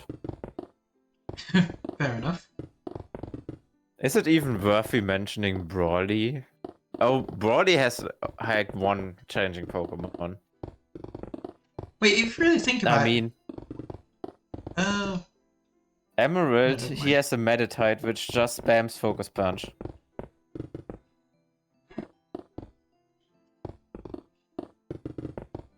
You literally win against this Meditite if you're just like using attacking moves, no matter which Pokemon you have in. Just be slightly faster than him and you'll be fine. Don't use any setup, just attack. Yeah.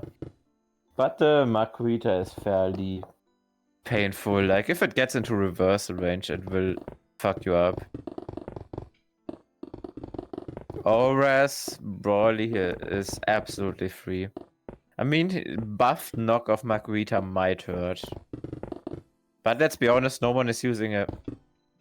Like, everyone is just using like a flying type here, or like a bug, right? Yeah, probably a Tailo, most likely. Yeah, Tailo just sweeps this fight. Yeah. Yeah, I would say Brawly is also... Or if you even want a bit to, less than Roxanne, but... You could even use the Sableye that's just in Granite Cave, then they can't even touch you with Sableye. Yeah, if you get the 5% encounter, you can do that. Oh, Watson. Now we are at a tough fucking fight for once. Well, tough if you're an Emerald. Because they actually have a decent team in Emerald. And Ruby has Magnemite, Voltorb, Magneton. I mean, this Voltorb can still outspeed you and go boom on your counter against the Magneton. I prefer his Emerald team. There are things that can go wrong. I prefer the Emerald team because he actually uses the electric types of his home region yeah, the rather Emerald than team. Just Kanto ones. Yeah, the Emerald Watson is like... I would say in the lower run killer tier. The real run killers come after. But if you don't have Mudkip, you're gonna lose. Or like Torch. Let's say if you're like Grovyle runner, you're gonna lose something here. Probably. Because you don't get a single ground type before it. Even Geodude is like after Watson. Yeah, since the first Rock Smash area is immediately after the gym. Yeah. In Auras he's free again. Yeah. But I would say he's like a potential run killer. You can wipe on Watson definitely. Oh, now the box check gym, as I like to call it, Flannery. Did you get any decent encounter? Did you collect your guaranteed Gyarados, which can easily tank like overheat? Thing is, I didn't need it. I always pick Mudkip in Hoenn. Yeah, Mudkip makes it pretty easy in a Nuzlocke, but Yeah. but Mudkip is even gonna eat a lot from Torkoal overheat in the sun. True. Thing about Mudkip, it's the only starter in all the games that can solo a region by itself. Yeah, Mudkip is really good here. Yeah, if I see it correctly, like a Mudkip can like literally like kill the first 3 months of Flannery just instantly, and then you're good to go, basically. Mm-hmm. And yeah, Auras, the Torkoal also has White Smoke. Drought Torkoal just became a thing in Gen 7. The simple new Numble can get a bit annoying. But yeah, besides that, it's pretty easy. I would say Flannery is in the manageable category. If you have a decent box, you're not gonna lose anything. But if you have a bad box, you're gonna have to make 1 or 2 sacrifices. Okay, where am I? I would say she's definitely harder than Bugsy. Oh my god, I just saw who's up next. That is up next. Was it a Winona? What did you say? Was it Winona? That's the next one, the flying leader? No, Norman. Oh, yeah. Yeah. Slacking? What were they cooking with this Emerald team? Well, let's just say Norman is 100% a run killer. There's no debate. Yeah. I want to at least elaborate why Norman is a run killer, but I'm just saying 670 BST. Yeah, 2 In slacking. Aura slightly easier than in the other ones because he has Retaliate instead of Facade. But in Auras, you basically, if you don't have like exactly like Geodude, you're gonna lose something to slacking Retaliate probably. But for whatever reason, he also likes to just use Chip Away instead of Retaliate. But now let's talk about the Emerald team. Tita then Spinder with Anchor is annoying.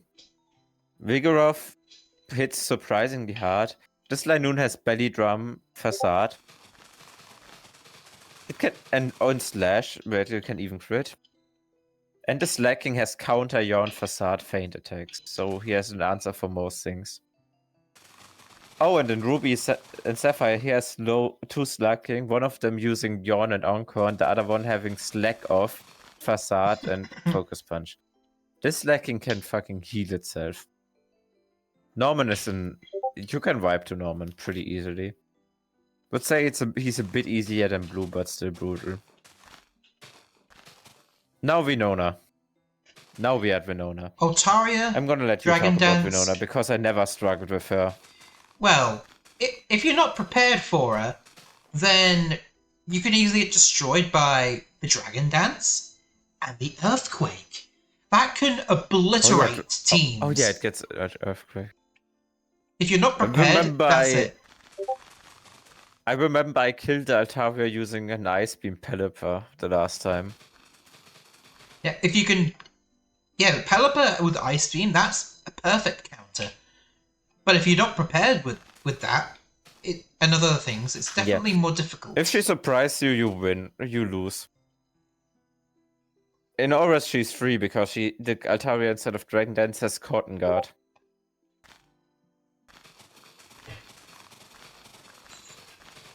But it still has Earthquake.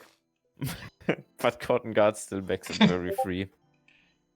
I remember watching the Jade animations Nuzlocke, and then she only won because the Altaria got greedy with the Dragon Dance.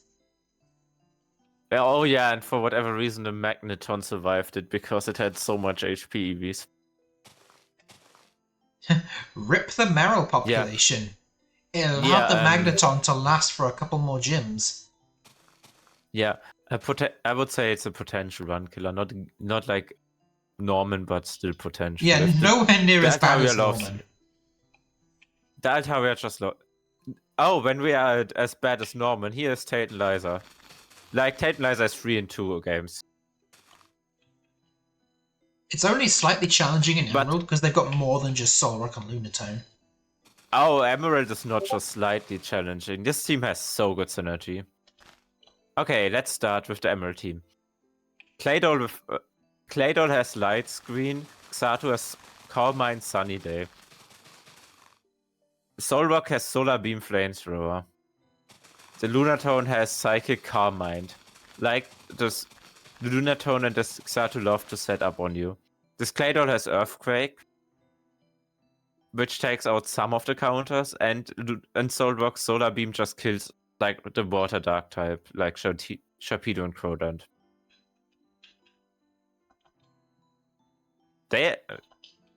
Sunny Day also eliminates the rock weakness of Solrock Lunatone, and you don't have many good like special attacking grass types at this point. Quick question, not related to the Nuzlocke thing, but I've started the Game Boy tracks on my Mario Kart project. Try and guess how much larger a single Game Boy track is compared to one SNES track. I would say it's probably 4 times the size. You could probably fit 5 or 6 SNES tracks inside one Game Boy track. Oh, damn. And this is only the first track of the game. There's still 20 tracks total. Yeah. I remember when I see Tantalizer always the Wolfie run, where he just like cheesed it. But I feel like the scary thing about Tantalizer is also if you're unprepared. But if you're prepared, you will be fine. Because Magnian already helps a lot.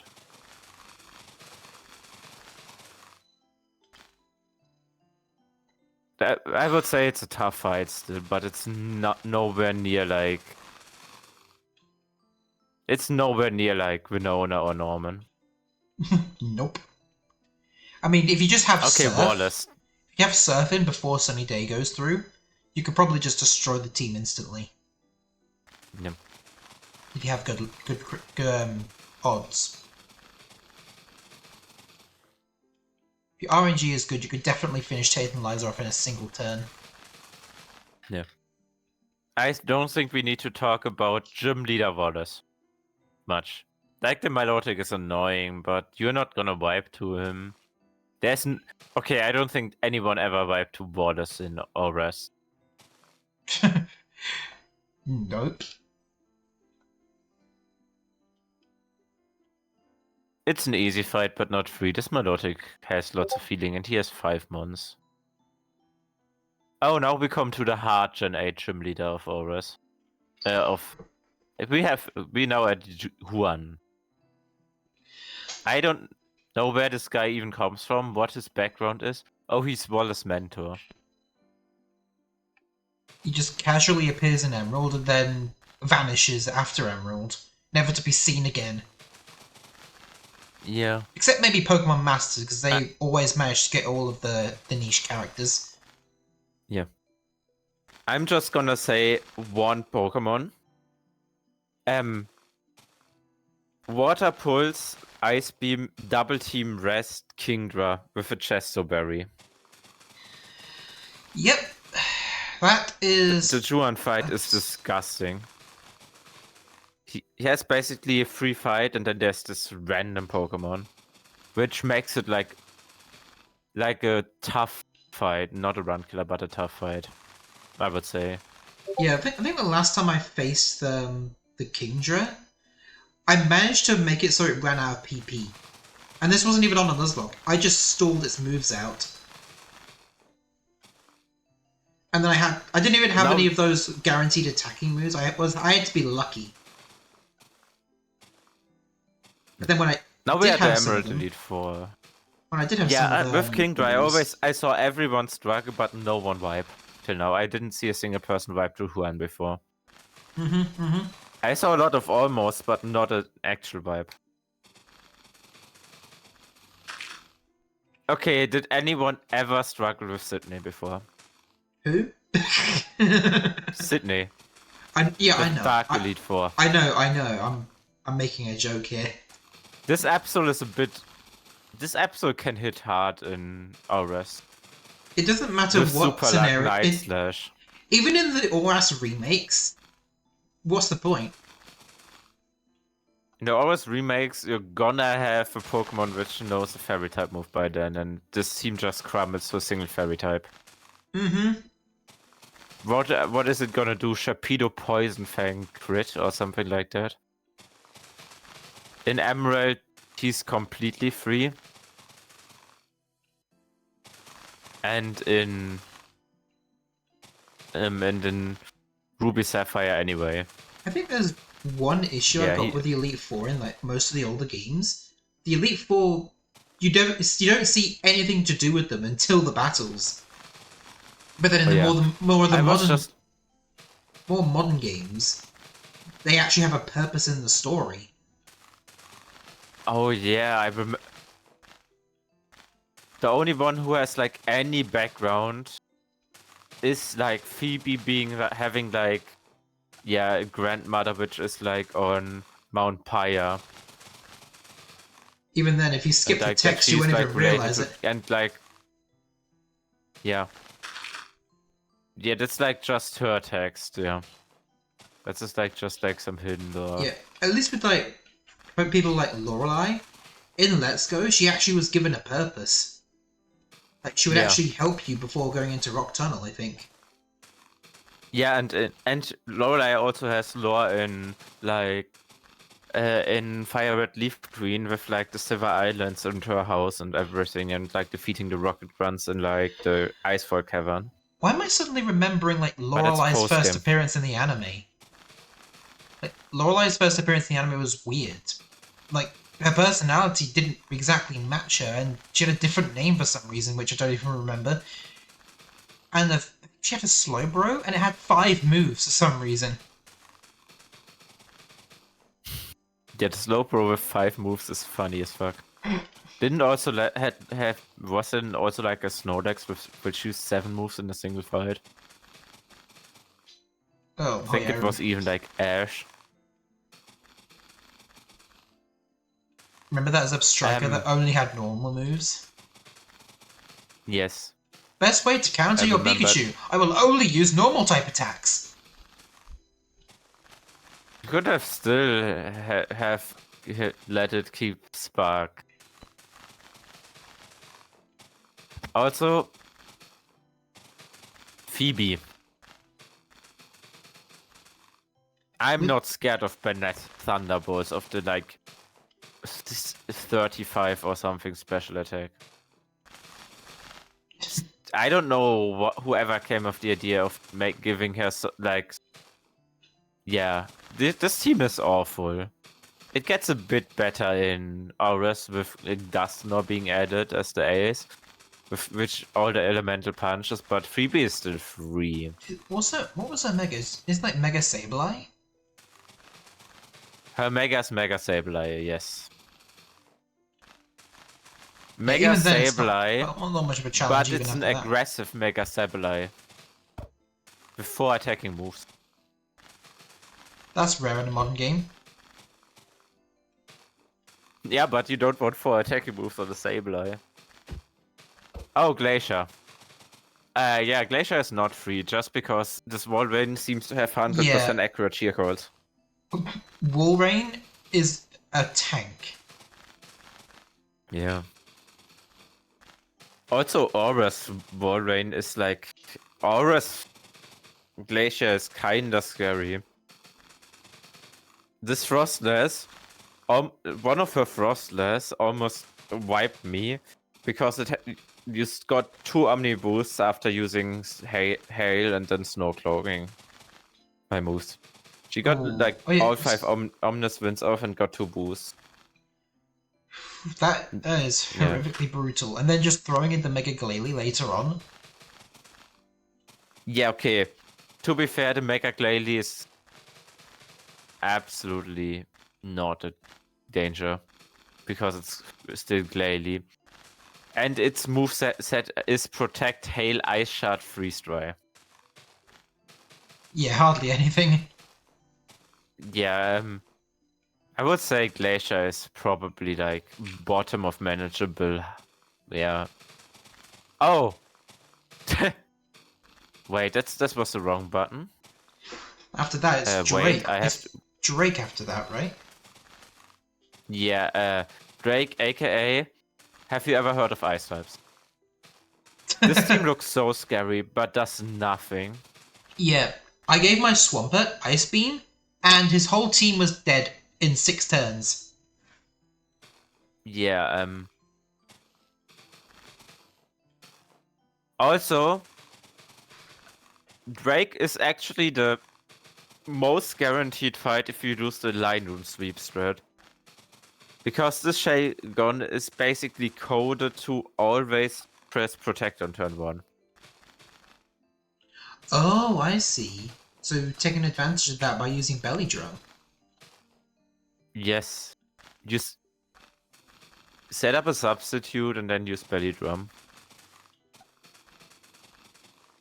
Interesting. I hadn't thought of Because that before. this Shagon with Rock Tomb is not gonna like, yeah. There's a video by I think Flygon HG about how to use like Dino and Sweep. Also, ORES, they actually removed the useless Shagon and added an Altaria instead, which still does not have Dragon Dance. Then he actually has a way scarier team in ORES than before. Like the one Flygon is like a special Flygon with Screech for whatever reason, but also Boom Burst, Dragon Pulse, Flamethrower. And the Oh, Salamence has Dragon Rush, Sand Headbutt, Crunch, and Thunderfang. God, he was so lucky that Auras was Gen 6, just for that Boom Burst.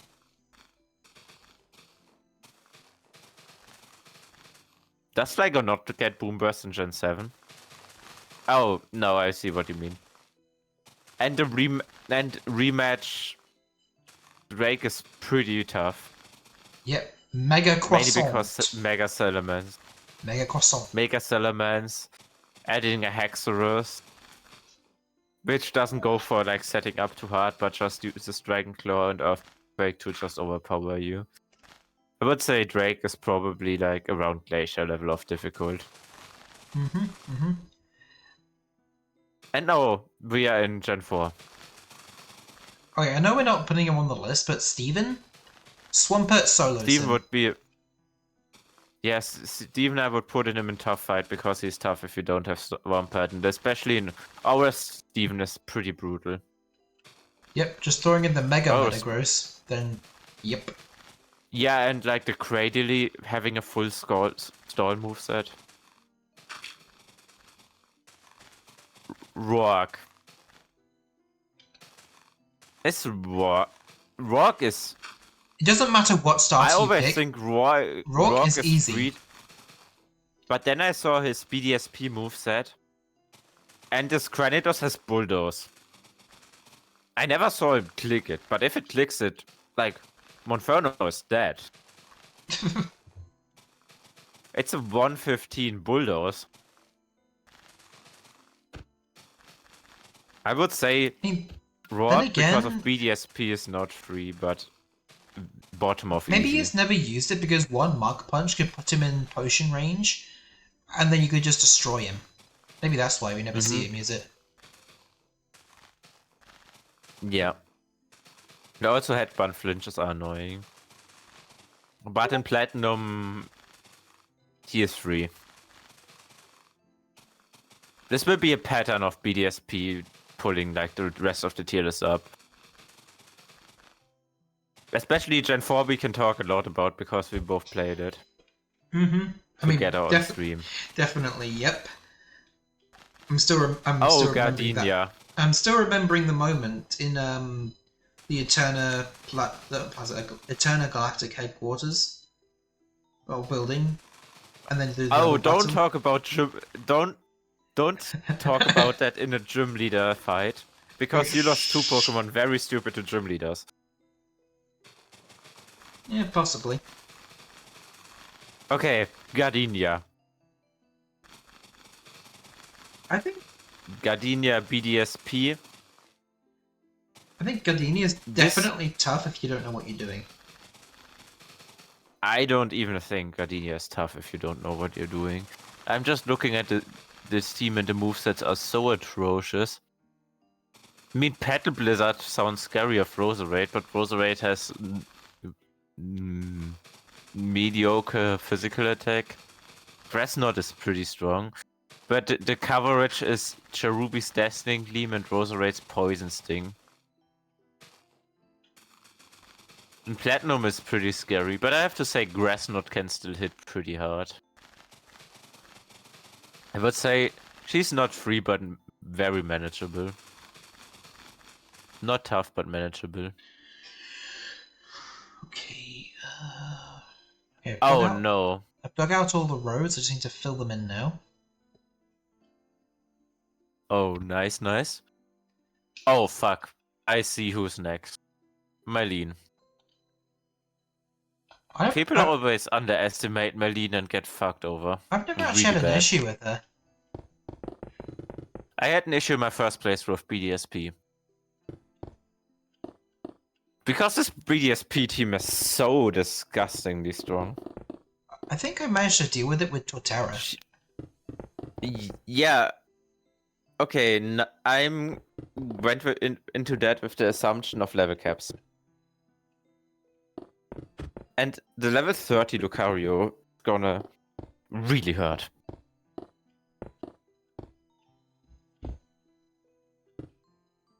I think in all the time I watched BDSP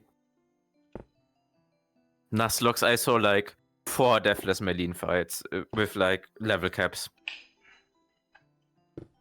I think we willingly overleveled for Marlene back then, if I remember correctly. But that was quite some time ago. Because I told you this Lucario is brutal.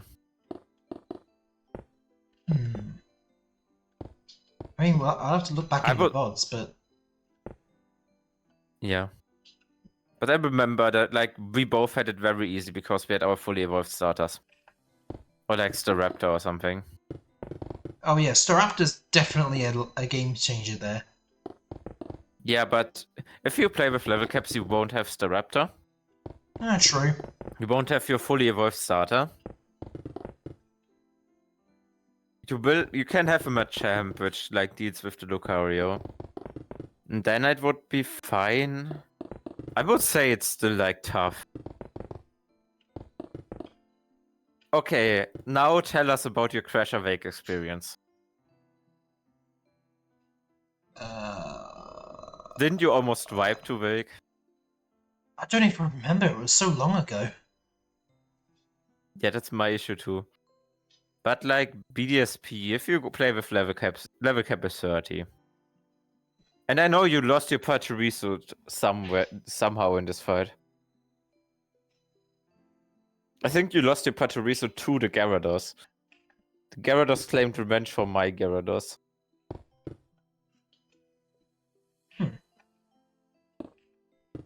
Is it still bad I don't remember anything of what happened during that battle? I remember you were like cursing a lot. That's what I remember. I would say he's also... Wait, let me look at the Platinum team, because I remember this Platinum team being... Oh yeah, this Platinum team is kinda nasty. Gyarados has Waterfall there.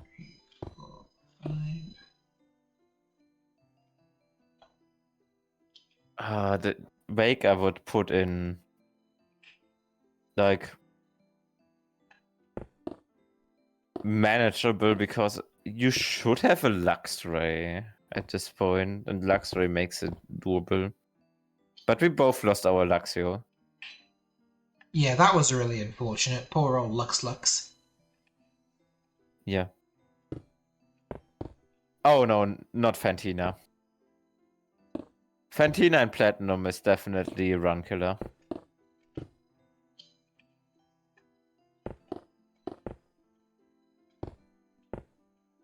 I would say Fantina is one of the gym leaders which can actually wipe you. Yep. 100%. like level 26 level cap is pretty rough with a Shadow Ball Miss Magius. What is BDSP Fantina up to again? Oh yeah, the strength stepping drift blim with a zoom lens for whatever reason. The Gengar with like the Colbur Berry, which is annoying. And the expert belt Miss Magius with, for whatever reason, Phantom Force. Just purely brutal, that's what it is. Yeah, I would say she's like between Winona and Watson. Okay, Byron, I'm not gonna even look at this team. Byron is the freest fight I ever had in like this game. Yeah, by the time you get to him, you've got all the perfect counters. Yeah. If you choose the fire type starter, you're gonna have Infernape at this point. And Infernape just like destroys his team. Somehow they made him even easier in BDSP. Oh, Candace.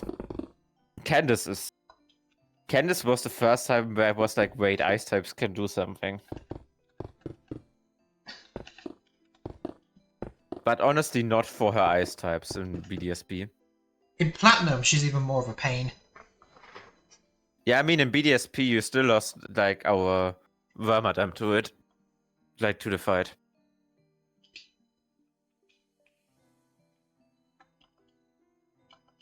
But yeah, I also almost lost a Pokemon here. I think I had to coin flip it on which move Abomasnow uses. Oh, this bulk up Medicham is scary in Platinum. The Frostless and Abomasnow with Snowcloak is annoying, and Blizzard always sitting in the snow does not help. Avalanche is a brutal move on like 2 tanky Pokemon. This needs a 3.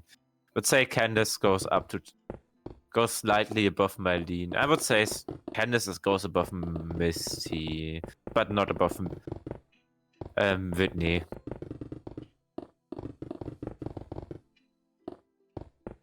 Oh, Volkner. Diamond and Pearl, BDSP, not really that challenging. Platinum, he actually has a decent BDSP. team. Oh, in Platinum, I almost wiped to him once. I lost my guard jump to him. Huh? Shockingly enough. But yeah, I didn't look up movesets and didn't see that Luxray has Celestic? Ice Fang. Was that pun intentional? Yeah. Which pun? You lost Garchomp, shockingly enough. No, this pun was not intentional. To be fair, I also was a bit unlucky because I didn't see the Luxray having Ice Fang and Rivalry. And I didn't see the Electivire having Giga Impact and critting.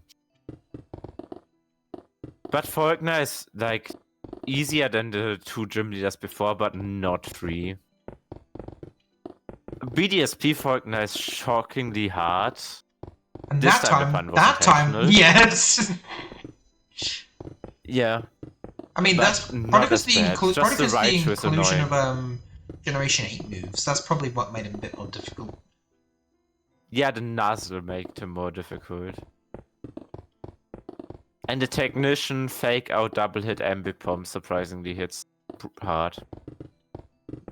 Let's say Faulkner is like unmanageable, but like over Gardenia, over Drake, over Glacier, yeah. Not over Baxi though, no. I think with Baxi I struggled more in my life. Okay. Now we are at a section where we actually like BDSP Elite 4. What were the devs smoking when they did that one?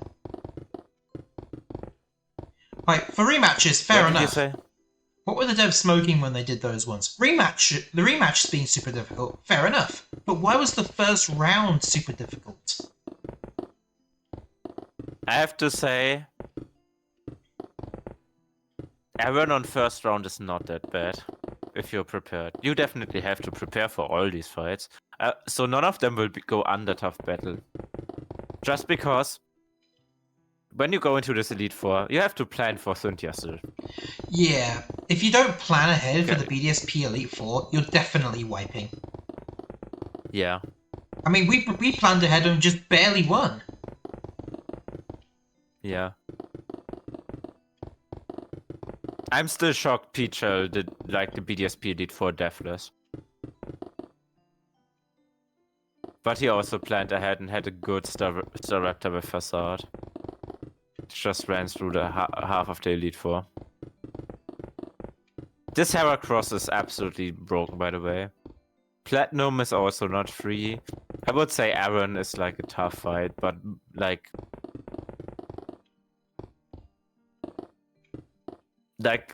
below Candace slightly. But now Bertha. Ooh, yeah, Bertha is her a ground types tough can... fight even in Platinum. Yeah, her ground types can be quite the challenge. And then her Powder just setting up the Bertha. sand. Yeah, and especially being pretty tanky. They are all so tanky in BDSP. And in Platinum, the Gliscor, Elemental Fangs, Hippowdon, the Rhyperia with Megahorn and Rock Wrecker, the Golem with the Elemental Punches.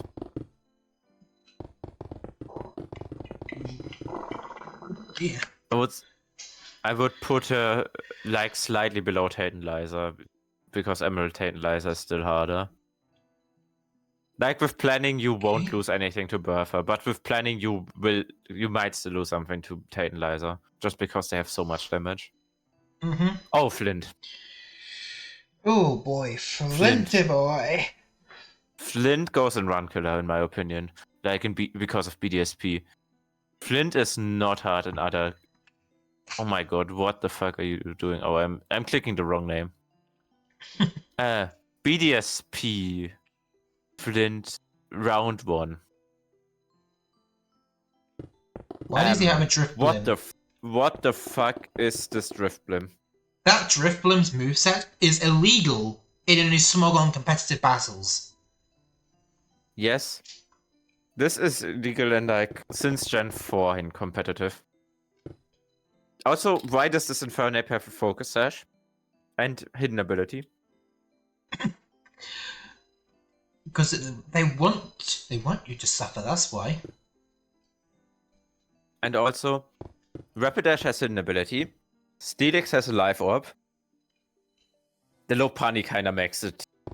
Is a small breather. I would say Flint is a potential run killer about as much as like Venona is. Both have like, if you don't stop them from setting up, you will wipe. Okay, and I don't know what crack they were smoking with Lucian.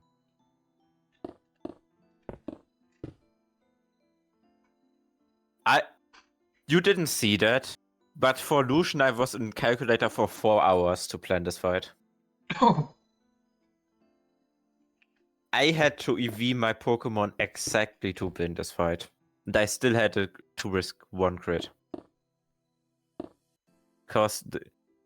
Because I had to like prepare my team for Cynthia. And the magic up Life Orb Alakazam is with Nasty Plot is just disgusting. So I had to plan that we one-shot it. And then the Medicham and Giraffaric just like prevent that it's like weak to monotype. The Bronzong is also so tanky and can set up Trick Room. Mr. Mime has screens. Giraffaric has Trick Room. Wait, doesn't the Mr. Mime have a Light Clay as well? Yes. To make those screens last even more longer. Yeah, I would say Lucian goes in like the top tier. Just because BDSP. Slightly below Blue. Because BDSP Elite Four, you're gonna prepare way more. And Blue, you will underestimate.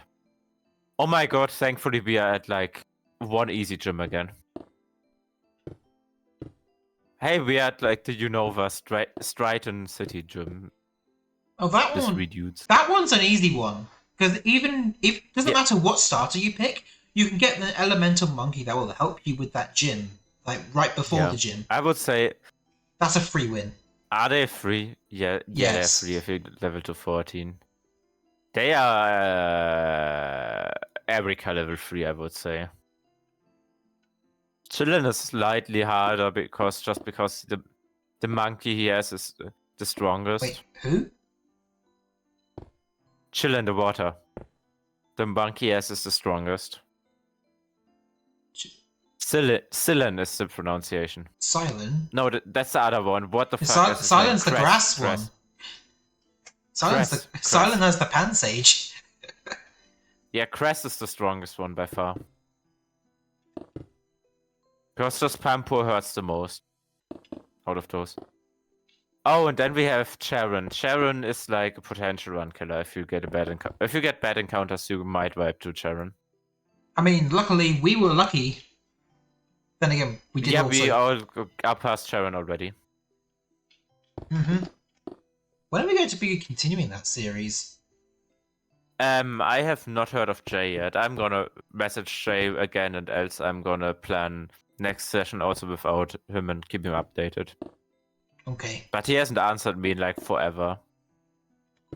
And I wrote him a few times. He's been sending me a few memes lately. I think he's still coping with the situation. Yeah, and also apparently some personal stuff too. Oh, that's just horrible timing. Yeah. Okay. Welcome to the like gallery of what were they smoking with this Lenora fight. What was that? Watchdog It's and not Herdia? disgusting. Yeah, the Herdia with 90-step takedown, and the one shot with retaliate. I actually don't have much. If you don't have a good team, yeah. I don't remember this fight much because I mostly play black and white too. Yeah, I mean it's not a hard fight, but you have to plan for it. Else you're gonna lose something. I mean, if you pick Tepig, it's almost a free win. I say almost because of Watchshot. A Watchshot crit still one-shots you. A Watchshot retaliate crit still one-shots you. So you're basically gonna have to either go into like a rock and roller or do a sacrifice. And you getting chest to bury ahead just might win you the fight because the AI is kinda stupid. And it's like, yeah, retaliate or putting it to sleep. Let's not one-shot it. Depends on if it sees a kill, and the Herdia can also just like take down like half a Pokemon, which is very annoying. Okay, Roxy is free. Roxy is beyond free. Yep. Like you get easy counters in the Verban complex. Yeah. There's Magnemite. Yeah, if you get the Magnemite or like a Growlithe. Just the Magnemite alone, that can help you immensely. You resist normal attacks Magnemite and you're immune to poison attacks. There. Also, you still have the potential Lucario. You have the Fire Starter also solos it. You only suffer if you have Snivy and bad encounters. I mean, I've always ran with Snivy, but then again, I always had a Steel type when I have Snivy. Mm-hmm. So my argument doesn't actually matter. Oh, Burke. What is Burke doing again? Oh. I don't know how bad Burke is in challenge mode. Well, be prepared. That's all I'll say. Because he's already tough. He's already tough enough on his. Right now. He's already tough enough as is, and then throw in the challenge mode. He's even more difficult. Obviously, I'm just looking at the Burke fight and wonder where your struggles in easy mode. There's no struggles in easy mode. It's challenge mode. That's the main issue. Or like normal mode.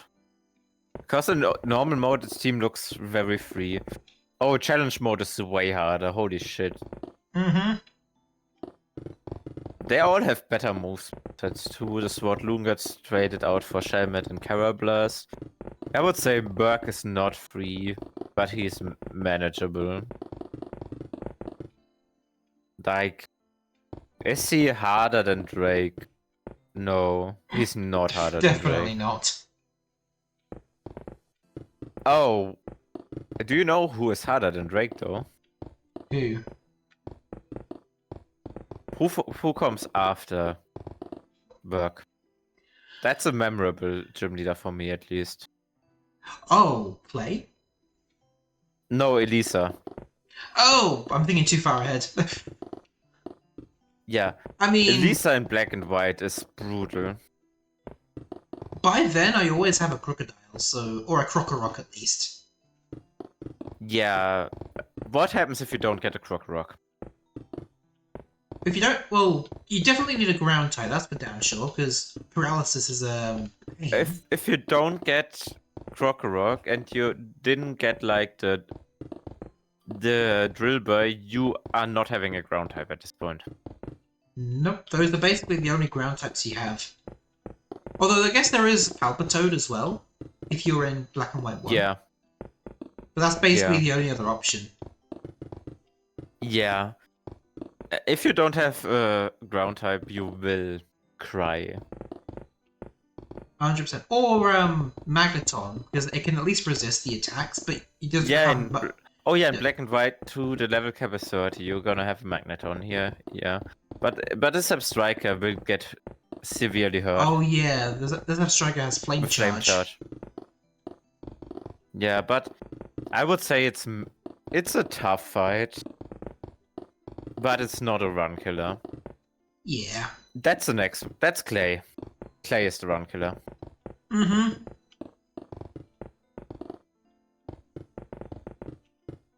So Excadrill, Crocorock, what was the other one? Oh my god, I just see the challenge mode team. Holy shit.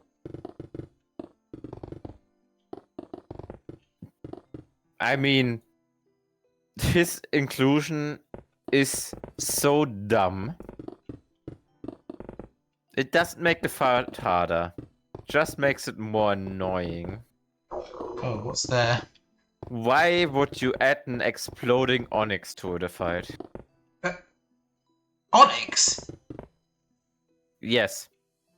With sturdy explosion, rock polish, rock slide, bulldoze. That is... Anyway, Clay is a potential run killer. Yeah.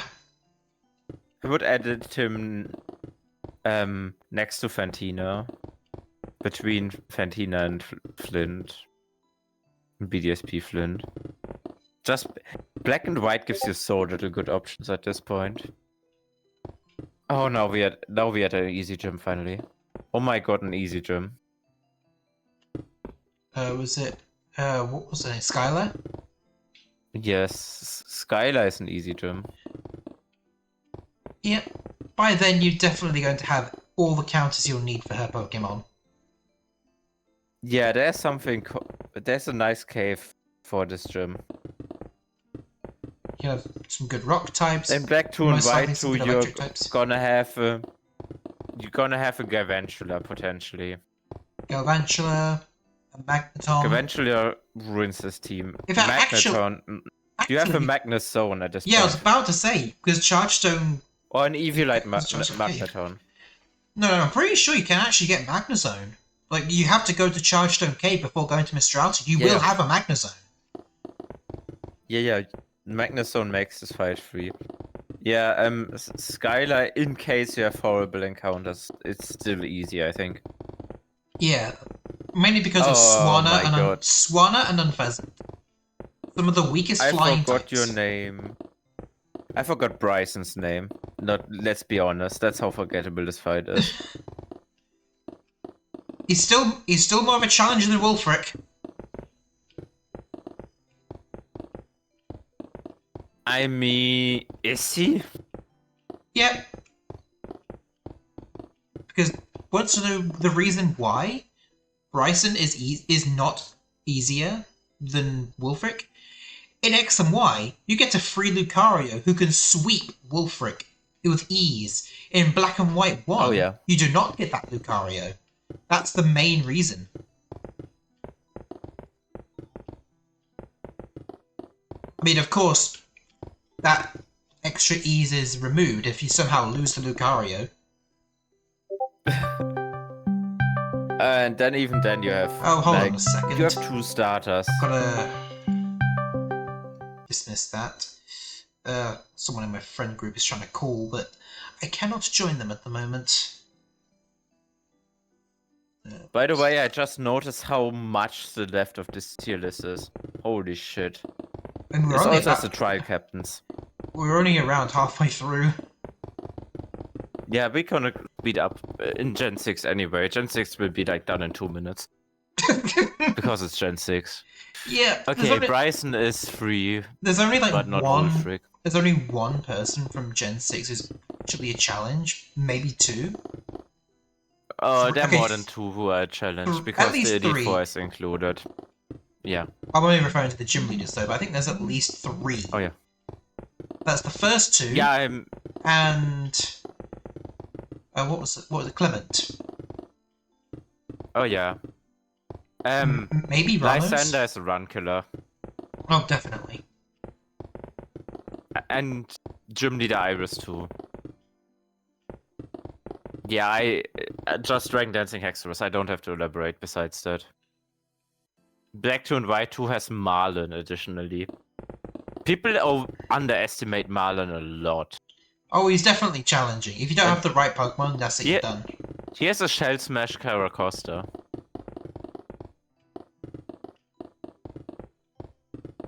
In challenge mode it has, instead of Smackdown, even Rock Slide. And all his Pokemon have Scald. Of course they do. Jason in challenge mode has Energy Ball, Shadow Ball. He adds a Mantine with Air/Ice Beam, Scald, Confused Room.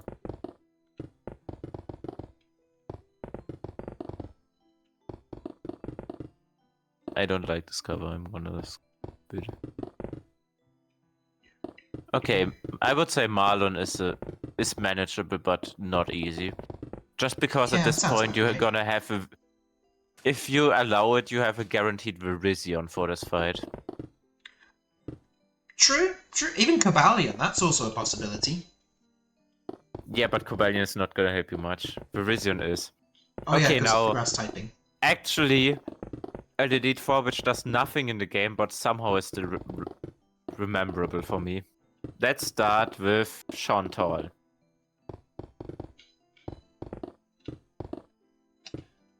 Well, Chantal... Oh my god, I'm not hitting the name. The ghost types, yeah, they can definitely be a challenge. Especially Chandelure. They are good Pokemon.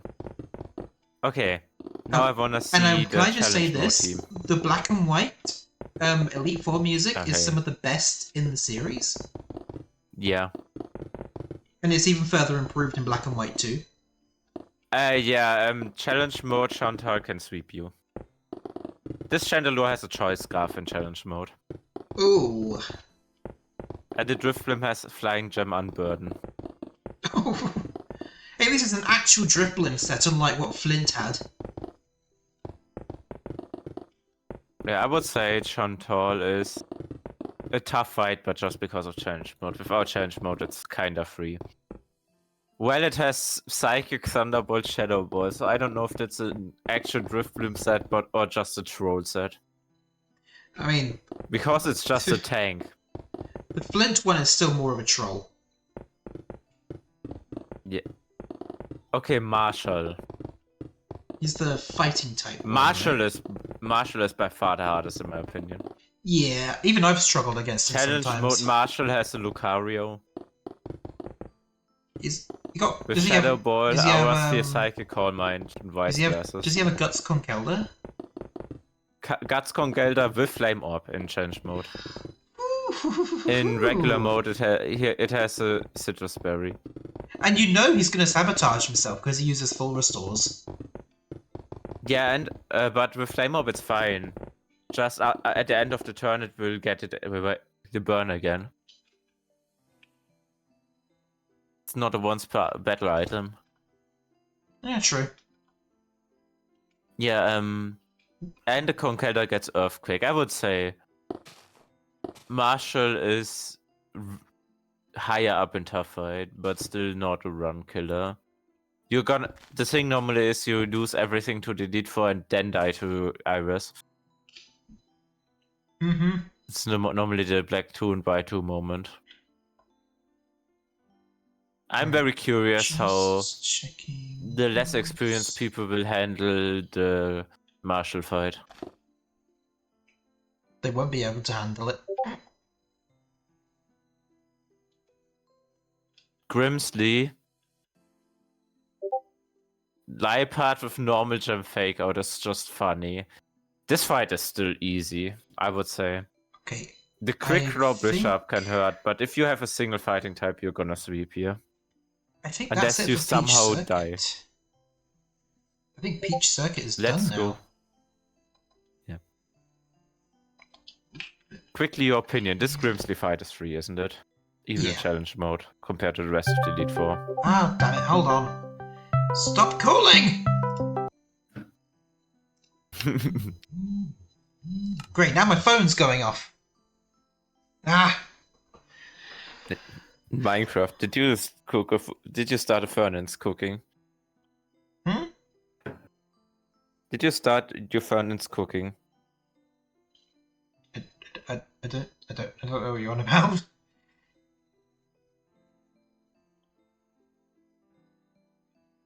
Okay, so go a bit higher. I'm gonna add this Grimsley fight just to like easy. It's like easy compared to... Oh my god, I'm trying to fly up so I can see the Peach Circuit. My render distance has circled out. I can barely get it in view. The GBA tracks are definitely 100% way larger than the SNES tracks. But I think that is Peach Circuit mostly done. I think maybe I could add some shrubbery everywhere. Like just bone mealing normally. Because it looks like there's some flowers across the track. Besides that, I think that's basically the basic track done. Where is bone meal? Here we go. Caitlin's first 4 Pokemon are pretty easy.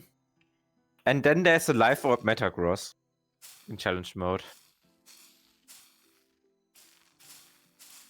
With back then VGC moveset. This goes into a tough fight. What else did she had like Rio Nicholas? I think she had Mishana as well. What? She had Rio Nicholas and Mishana, right? Yeah, but they basically die from a single... But you get a guaranteed Zoroark, which just sweeps. Oh yeah, true. Although if you're in Black and White Sweeps 1... to the Metagross. Black and White 1, you did not get Zoroark. But you're on about challenge mode, so obviously there is going to be Zoroark. Yeah. Yeah, I mean, it's still easier than challenge mode Black and White 2. Viola is actually not free.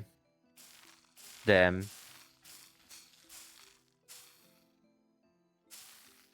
Yeah. Viola is one of those... You will be fine. It works good as a starter battle. Like a starter gym battle, it's perfect for that. But if you don't hit the level... Vivian is really strong early. Yeah, isn't the Vivian technically underleveled? Opinions on chocolate.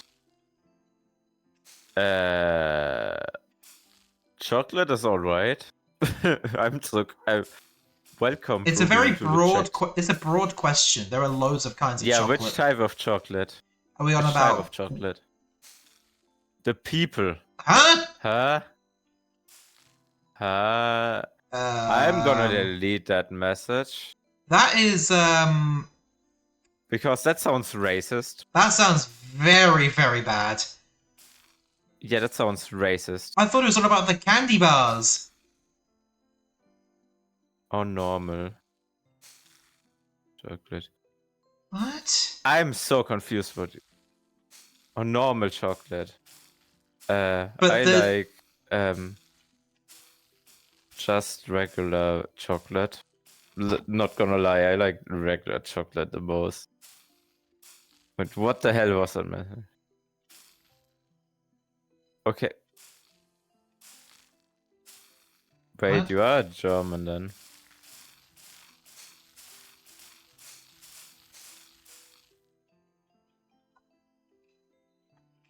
Because like, that's like a German brand with German. The thing is named German. It's called like this in the UK. Okay. I've never seen those Yeah, brands before. Vollnuss What? is a German word. I've never seen those Vollnuss is a brands German before. word. Yeah.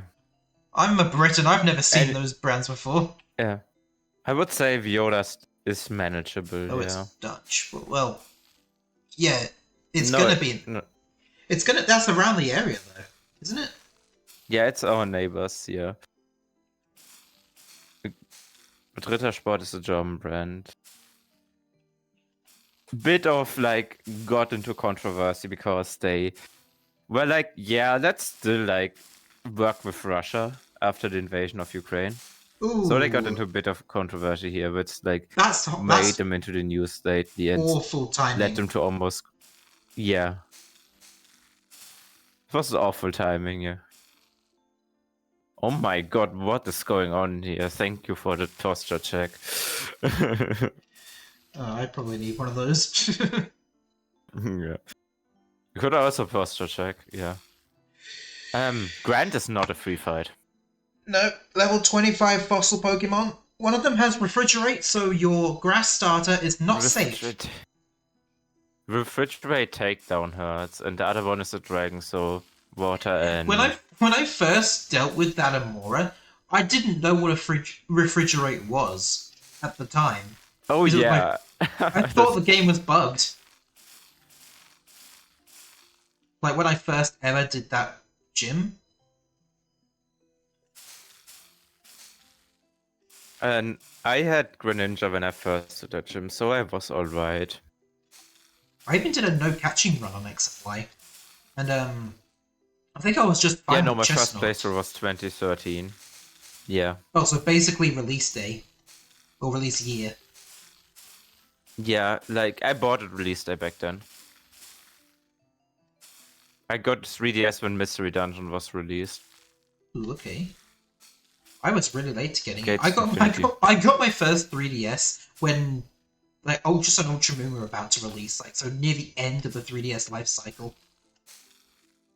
I would say Grand is still a manageable fight compared to the other things which aren't tough, like Shantol, Maylene. Grand is very manageable. Definitely. I would say probably easier than Flannery. It's like for a Nuzlocke, that's pretty difficult. Corinna! She could be harder. This fight is... I thought this fight was rough. And then I saw the moveset. Yep. Which one was it? Machoke? If you have a ghost type, you're basically it's untouched. He can't touch you. Yeah, Mienfu and Holucha can touch you. The only move that can touch you if you have a ghost type is Rock Tomb. Mm-hmm. Goes to the bottom of easy. Okay. I forgot your name. Ramos. Yep. Who has one of the best gym designs. Now I forgot why Now I know why I forgot his name. Holy shit, his team is awful. That's like... That's like price level of... Why does he not have a victory bell by now? Yeah, he has a jump bluff with Grass Knot, Acrobatics, Leash Seed. I mean, it's not Oh yeah, the worst. Acrobatics of the 35 attack will hit really hard.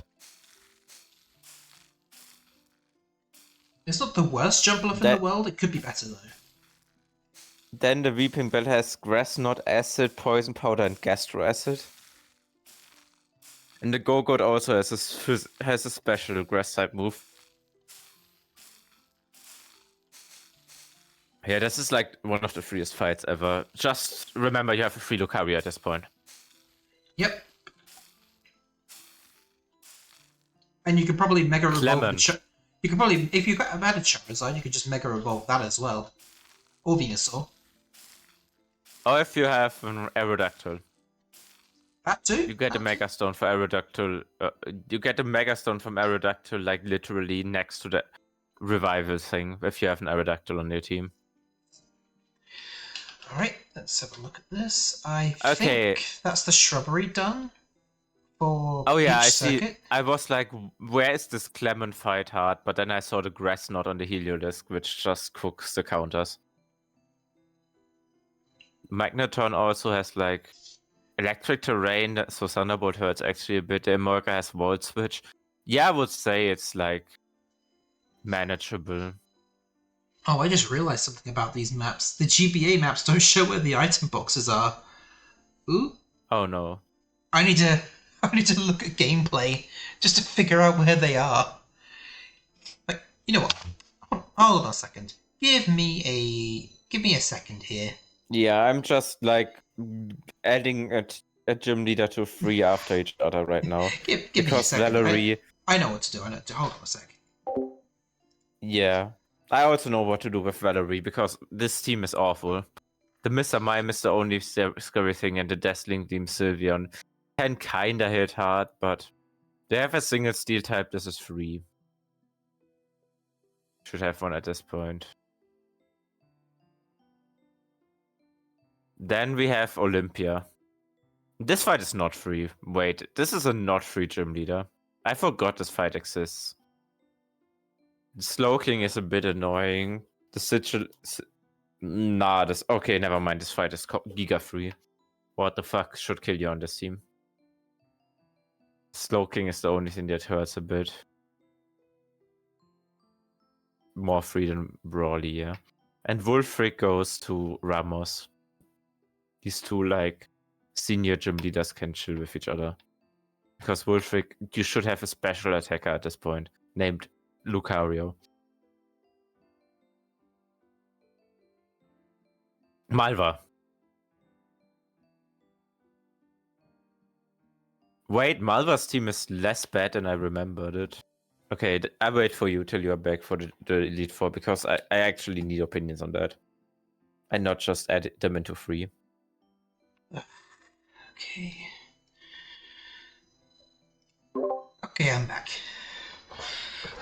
Okay. I just speedrun the rest of the gym leaders because they all are free. So what I was trying to do, I got my Game Boy, and I'm gonna look through Super Circuit, see where those damn item boxes are.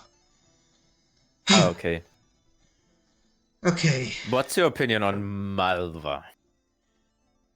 I'm just gonna read you her team. Pyro, Torkoal, Chandelure, Talonflame all have 4 moves, all have good movesets. Besides, the Confide on Chandelure is a bit random. No. I can't access the last tracks. I can't access the final tracks for Super Circuit. They're blanked out. I've not done anything yet. Ah, shit. You can definitely look up a Let's Play or something. True.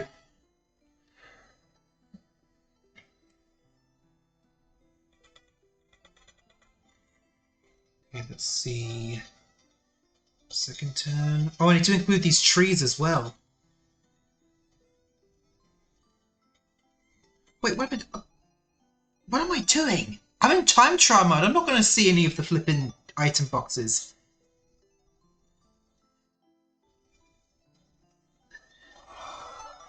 Yeah, with Malva, all of the Kalos Elite Four, they don't have enough Pokemon.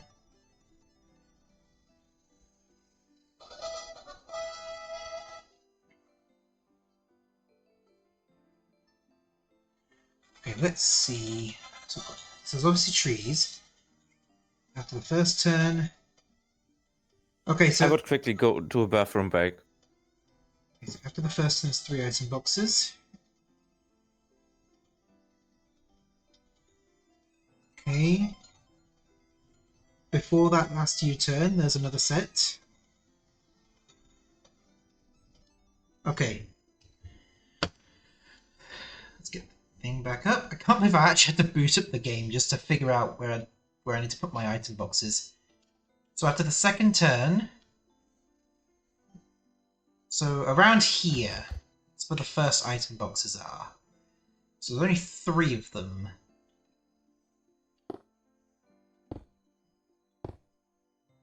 Okay. And then the last set of item boxes right before the U-turn. I think that U-turn, maybe. Yeah.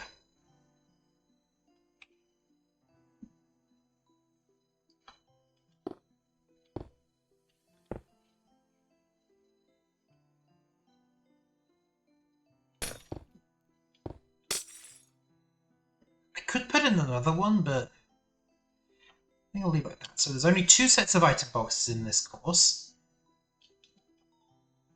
Now I need to include some trees. Let's get my bone meal back. We'll use some oak saplings. Oh yeah, I also need to try and do a little model of Peach's castle as well.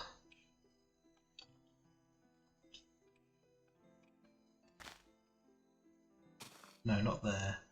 Here.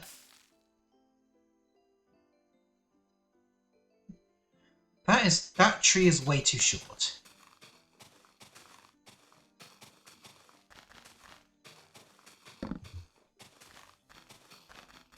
Okay, so I need to make it so the trees are actually a decent height.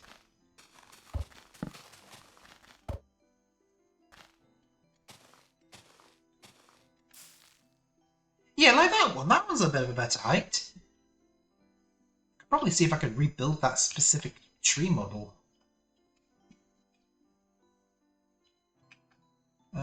So was it like 5 blocks tall? 1, 2, 3, 4, 5. Yeah, 5 blocks tall, and then there's leaves on top of it. 1, 2, 3, 4, 5.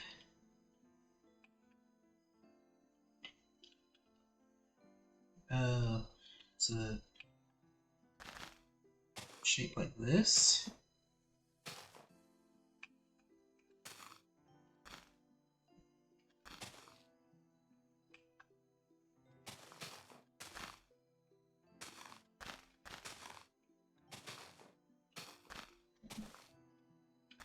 Okay. Then I think like this.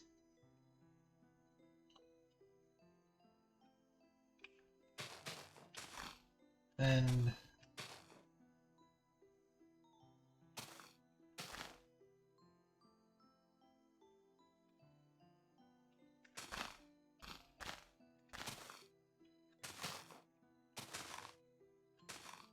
the little ones here.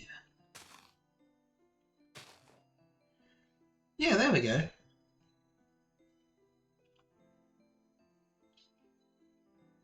So I think I'll probably add another tree here. 1, 2, 3, 4, 5. Ugh.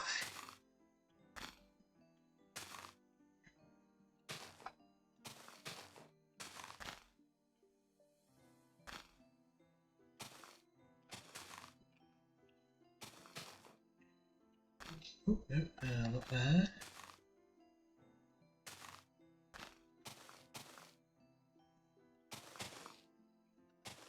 Okay.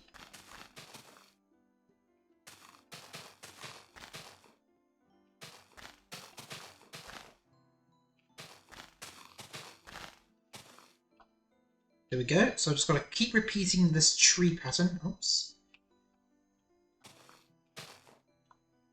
Yep. Got to keep repeating these tree patterns across the track. Don't think it really matters where exactly I put them.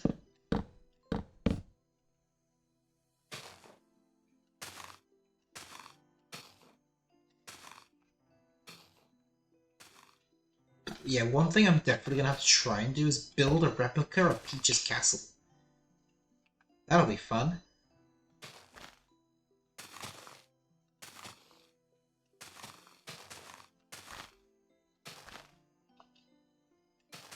Although I could just try and replicate the pixel art, so maybe that will do me some good.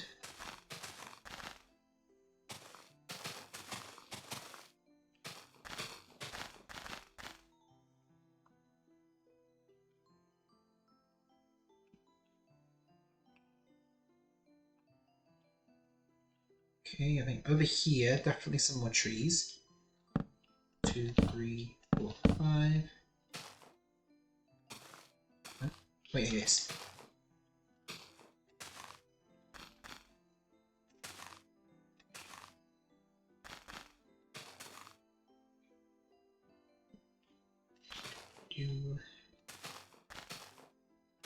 Don't think I'd end up making my own custom trees. But they're not really custom trees, just replicating a natural spawn.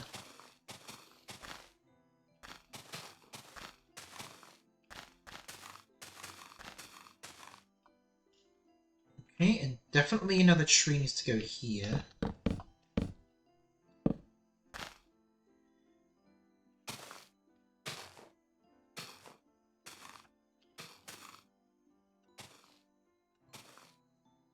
So this is definitely going to be the fun part of rebuilding the super circuit tracks. I actually need to go through the tracks and look for the designs of all different assets that are not actually on the sprite map. So locations of item boxes, and different... Okay, I'm back, chat. the different, what was it? The different obstacles. Biribo, do you hear me? Yep, I hear you. Do you think this Malva fight is tough? No. None of the Carlos Elite 4 fights are hard at all. Not even close. Yeah, I would say Malva is easy. Seabolt is manageable. Seabolt has the issue, has a Dragon Dancing Gyarados. This alone makes the fight not free.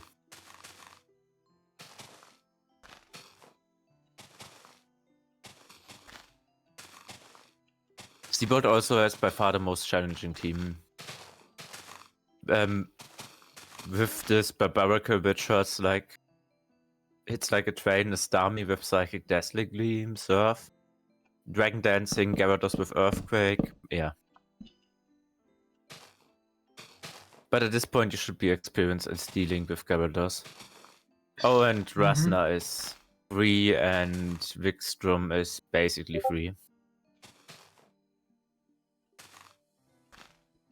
Alola I'm gonna skip, honestly, because I have... unless you know stuff about the Alola fights. I have not played through Alola in 4 years. I mean, I can provide some insight on them. So, what's the first one? You're a bit far away from your mic, I think. Oh, so the first one... The first one is Hala. I think if you're not ready for it, it can be difficult, but it's possible to win easily. Like, if you pick Poplio, and you already have Disarming Voice, you already have a massive counter, then pick Rowlet. No, the first one is not Hala. Huh? The first no, one is the first one is with this Miracle. Oh yeah, Ilima. Oh, I forgot about the captains. I was focused on the Kahunas. Ilima. Yeah, I think you just gotta have a good count. Is brutal. Yeah, the Smeargle, it has whatever coverage move that is best against your starter. So it could have Water Gun, Ember, or Leafage, depending on your starter, which would be super effective against it. The issue is, depending on your rule set, you have 2 to 4 encounters at this point. So you gotta be lucky that you have something that can deal with your starter's main weakness.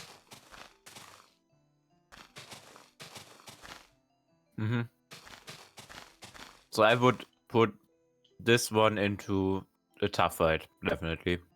Yeah. Then Hala.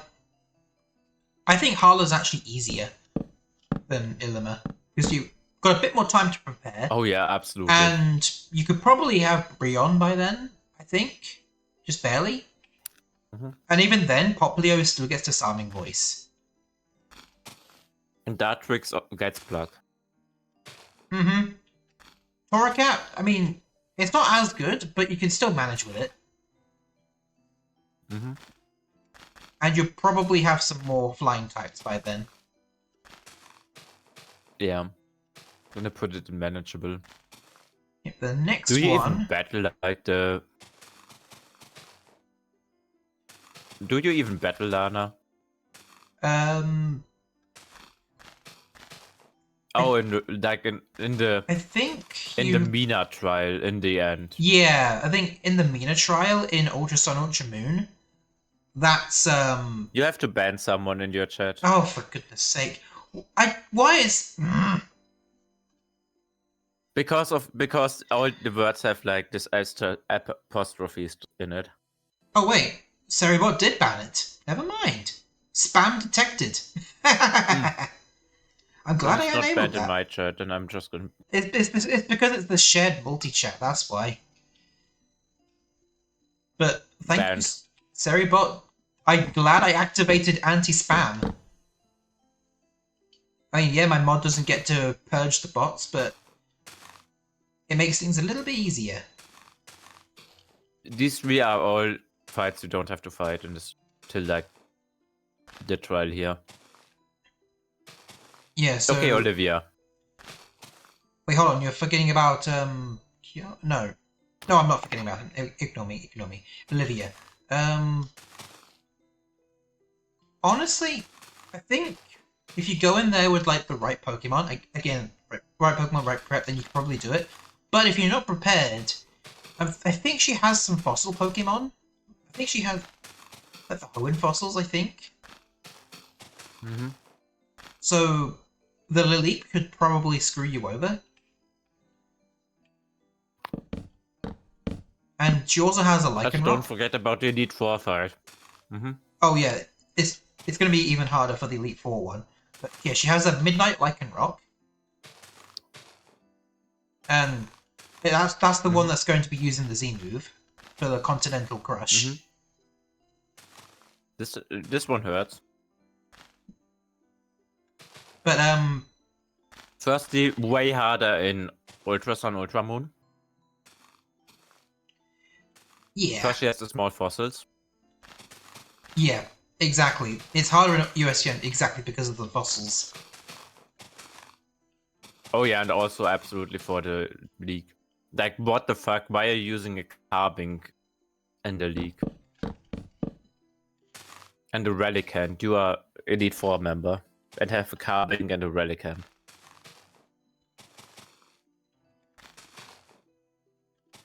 Okay, who's after that? I would say she's like manageable. Yeah, definitely.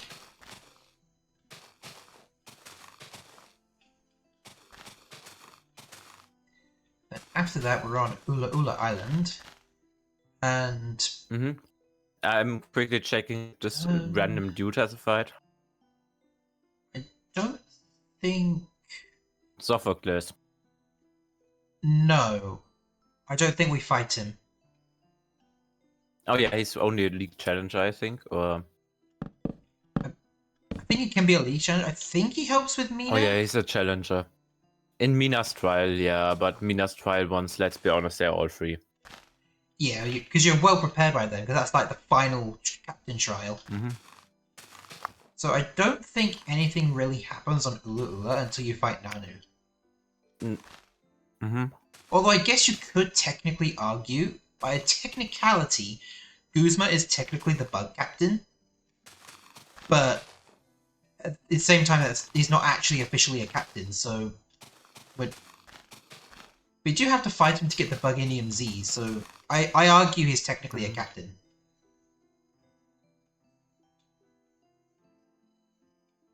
Nano is kinda not hard at all. What the fuck is his team? Why are you not a Wolf Krokorok? If you don't keep your guard up, then Nanu could definitely do some heavy damage. Mm-hmm. Third code is annoying. I would say he's one of the easier ones, definitely the easiest trial captain. Yep.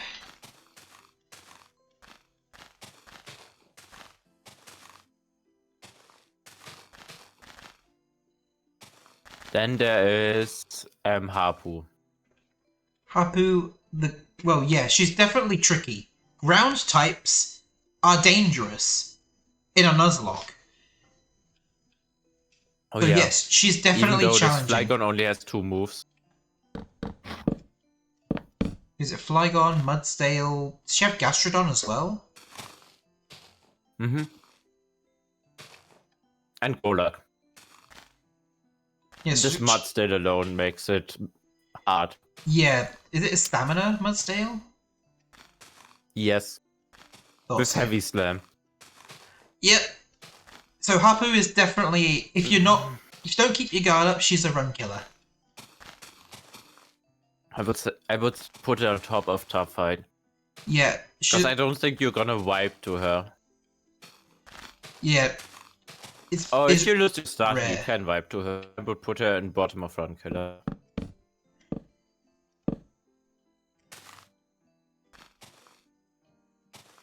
Mina, I don't think you fight her.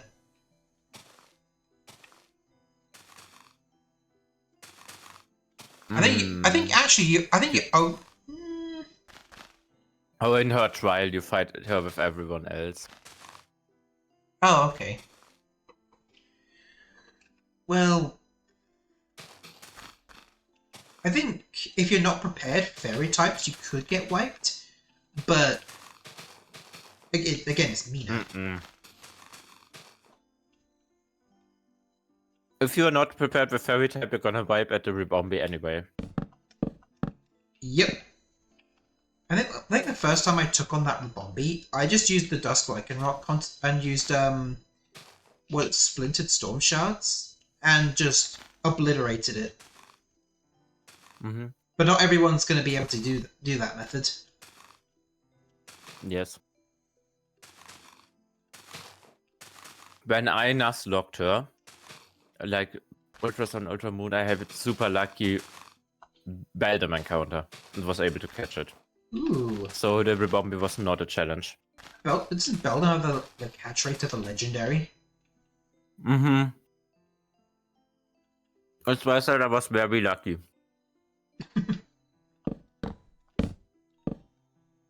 Okay, let's start with Maylene. The Ultra Sun, Ultra Moon replacement of Highlight. Oh, wait, the Steel type trainer? Malane? This fight is brutal. Yeah, Malane. This fight is brutal. Doesn't he have like a Alolan Dog trio? Does he have Metagross as well? He has Magnezone, Metagross, Alolan Duck Trio, a Klefki with Spike, Thunderwave, Reflect, and Prankster, and the Bishop with Defiant. His team is seriously busted. They all have really good teams. Besides Hala, but Hala, I even skipped over. I even forgot that he had a Elite 4 battle. Maylene is like a potential run killer. Yep. I think I remember like doing a regular playthrough. I lost a couple of my Pokemon were actually KO'd by That was the quickest Zaribot ban ever. Holy shit. like KO'd by the Alolan Dog trio. Oh, Kahili. Haley is the most random Elite Four member in the game.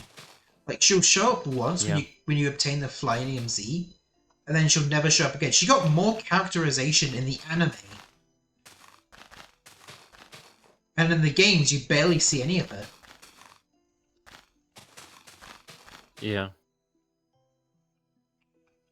Decker team is pretty strong in both games, but nothing which isn't manageable. Yep. Not comparable to Marlene. Malane. This skilling toucan is annoying. With Bullet Seed and Rock Blast. But it's a toucan. Yep. And it's also the one that uses the Z move, so if you get rid of that, you're good. I think it's the Oricorio that's actually harder to deal with. Or the Halucha or Crobat, depending on the game. I would say it's still a tough fight though, because this is like a crazy team. Still. Then we have Acerola. this Delete 4 member that actually does a lot in the game. Yeah, she's actually the most involved That in the everyone story. likes. Yes. And also by far, like, one of the most challenging fights in the game. Mm-hmm. I mean, this team doesn't look that strong, but Palossand is so hard to out. Yeah, does that one have water compaction? Yeah. Never mind, I thought she has the Mimic Q. No, I But guess no, Bennett, Driftblim, Delmise, Frosters, and Palossand. And in Sun and Moon, instead of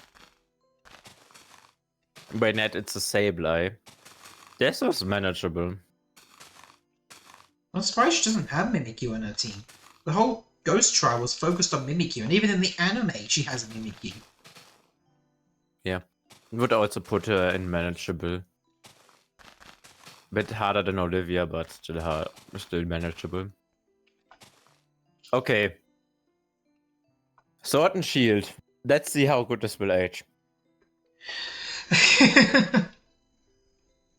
I think Milo is easy. If you have one counter, it's easy. Yep, your starter or Corvus Squire, that's already enough to deal with him. Mm-hmm. If you don't lose your counter, you will win.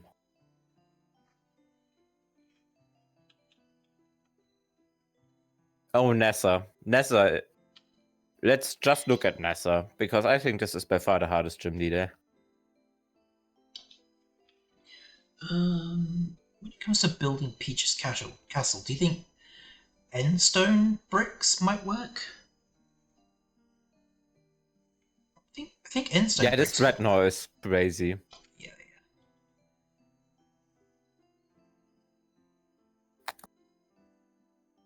What's a pink building block? Cherry planks.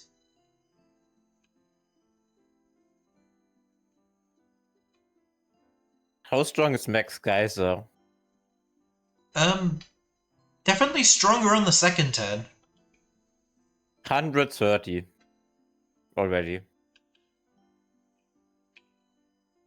Yeah, this Nessa is a run killer. Hopefully, And the only one in this hopefully game, that I think. doesn't bite you in the back. Yeah, but I mean, the Dynamax Dreadnought with Swift Swim.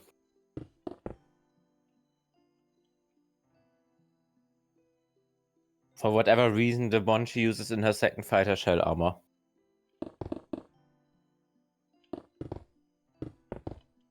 This fight is way easier than the first one.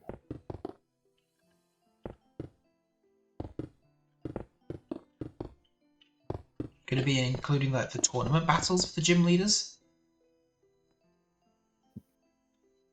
What did you say? You're going to include like the tournament battles for the gala leaders. Yeah, but honestly, the Nessa tournament battle is ridiculously easy compared to the gym battle. I mean, yeah, by then you've got way more practice and preparation. Mm-hmm. Basically, do not get split by the Barra student, you're good. Because the Seeking is not gonna sweep you. This Red now has no Swift Swim anymore. Kabu.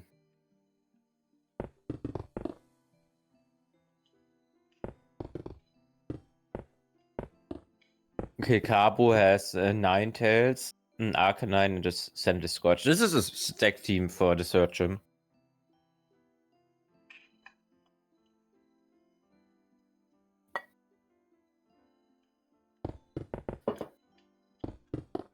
What do you think of adding Kabu to easy?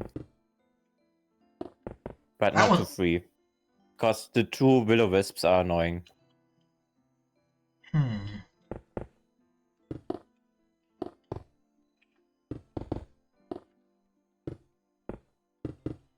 guess so.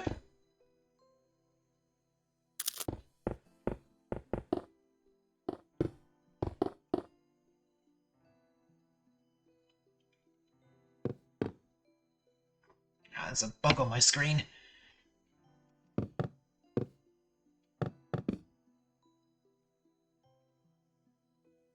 Okay. My Game Boy's running out of power already. I've not charged in ages. Damn, that's annoying. But I need to use it so I can see Also- all the layouts. Quick question, because I have not played Shield, how hard is Alistair? Easier than B, that's for damn sure. Like, way Really, easier. with the Gengar? I don't even think... The Gengar's never been a threat to me. I've always managed to get rid of it. I've never lost anything to that Gengar.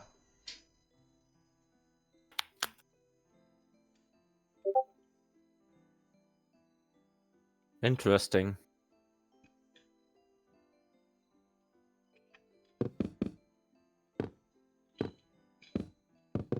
I've never lost anything to Bia too.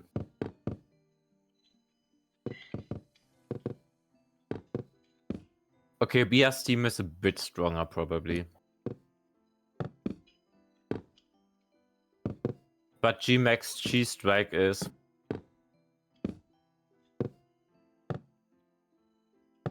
buffs crit rate by 1. I mean, it's Dex, which is scary, but... if you let the Machamp on the field for more than 2 turns, you do something seriously wrong. I would put her next to Alistair. Opal is free just because you just need to like learn the quiz questions, memorize them, and then it's free. Oh, hi. I still have your old name on Twitch.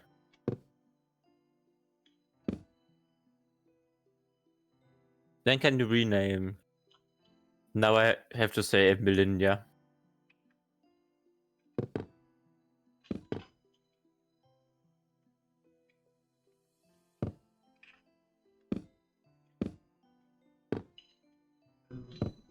Okay.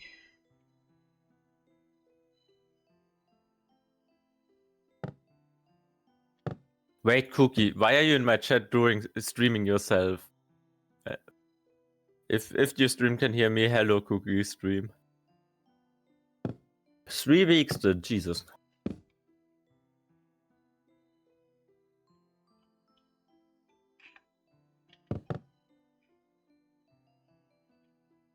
Okay, PS, hear me out. This fight is not free. Just because it's Obstagoon can counter.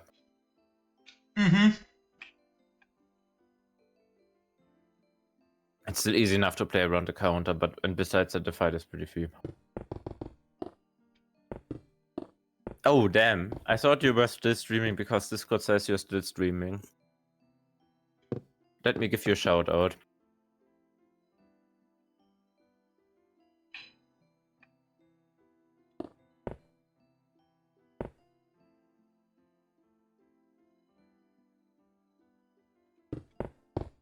Oh, I did wrong. Wait. I have to do this.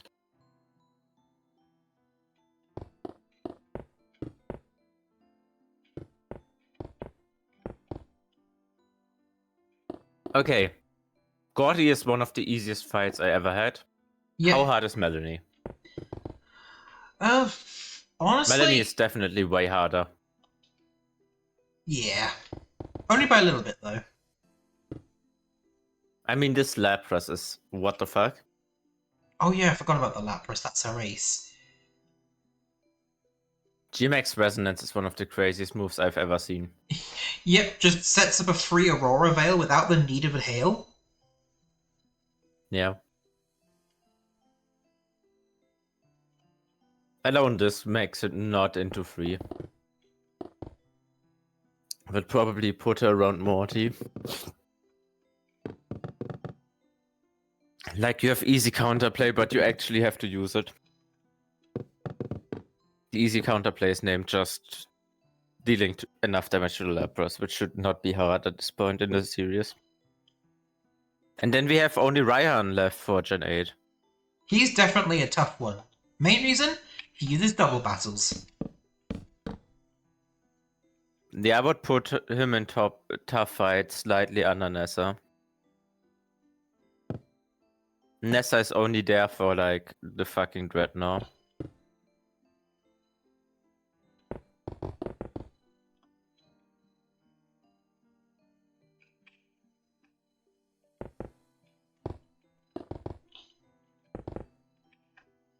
Then I would go back to the gym leaders and time for Gen 9, and then we are done. Gen 9 plus 2 Elite Force, and then we're done. I'm also really tired today after like 2.5 hours already. Okay, Katie is the first gym leader. Did you ever struggle with Katie? Nope. I have to say this Teddy Ursa is a bit of a menace. I mean, I did fine even with the Weed Cat. Yeah, I played with the Weed Cat only.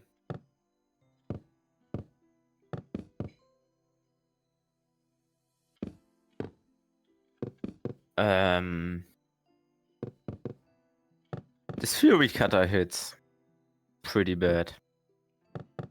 So I would say, like, she's not free. What are you doing here? You go down here where you belong, behind Poppy. Katie, I would say, goes like top of easy. Then the next one does not go to easy though. Definitely not. No. You are not easy, Precious. First, you have the worst performing gym pass life ever seen. Like, who thought this 10 sunflowers would be a good idea? The entire Switch starts lagging. And the pseudo voodoo is annoying. Trailblaze makes it like speed up, which makes it potential sweep you. Yeah, if you choose to have a fire type, then the pseudo widow will just kind of screw it up.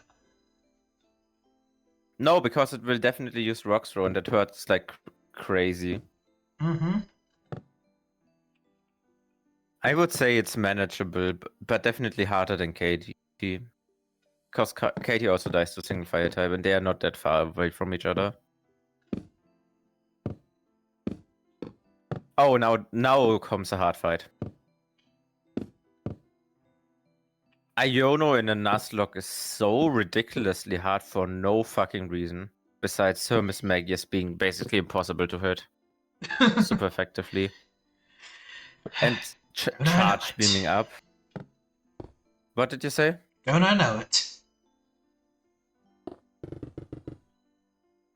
Would you say Iono is a tough fight? Yes, definitely. For a Nuzlocke. Would you say Iono is a potential run killer? 100%. Okay, I would. Then I'm gonna add her over Nessa, yeah. Yeah, I would say over Charon. For Iris and Drain, you have more counters. I would put her behind Clay.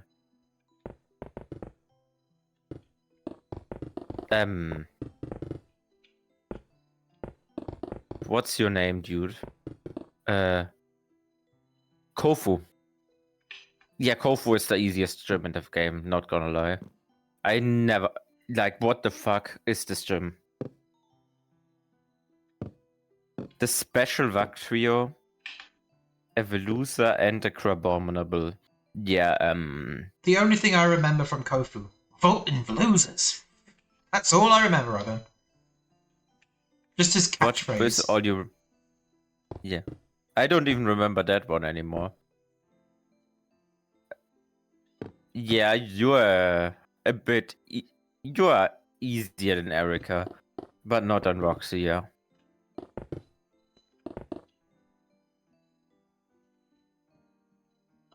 Okay, Larry. Larry is not free. Oh, definitely not. Especially because his Elite Four battle. His Elite Four battle is fairly challenging. I bet he threw a lot of people off when they thought he was going to use normal types. Yeah, I am a lot of people high. This Flamigo is a menace. This the Raptor is a menace. The other three are fine. I would say Larry is a tough fight. just because his last 3 months are pretty hard to deal with. I would put him under Lorelei. Because it's a bit more manageable than Lapras. Oh, Rhyme. Rhyme is pretty challenging just for the reason it's a double battle. True. I found that one a bit more easier than Raihan. Oh yeah, way easier than Raihan. But this toxicity is kinda annoying.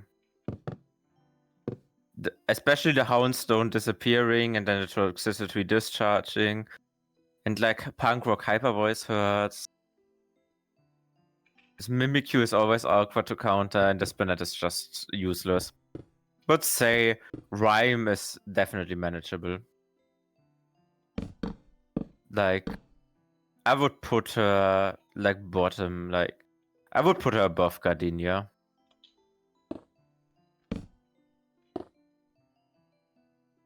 Okay, Tulip.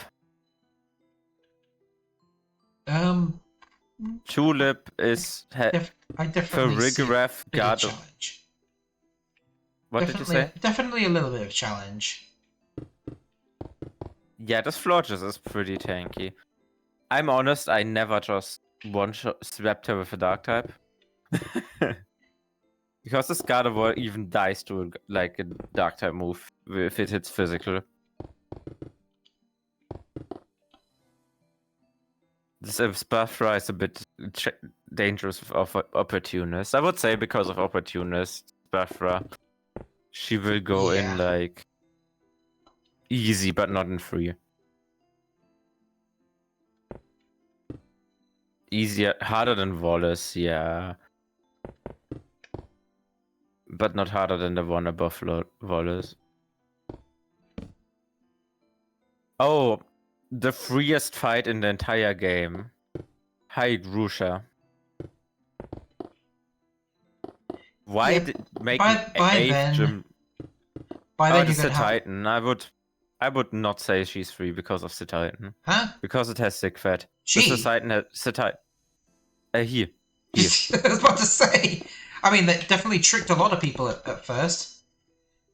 A lot of people were waiting. Can I kill off a train of points? No, you can't, Klaus. But if you could, here's Jardine in a single tier because it's the easiest fight in the franchise. Yeah, he is like, I would say he's like top of 3 tier. I remember a lot of people were waiting for Grusha to take down his scarf and just have a massive bushy beard underneath it. Yeah. I'm honest, I have not looked much into the gender of Pokemon trainers. This is based on the difficulty of them, how much you both like them. The difficulty in a Nuzlocke scenario specifically.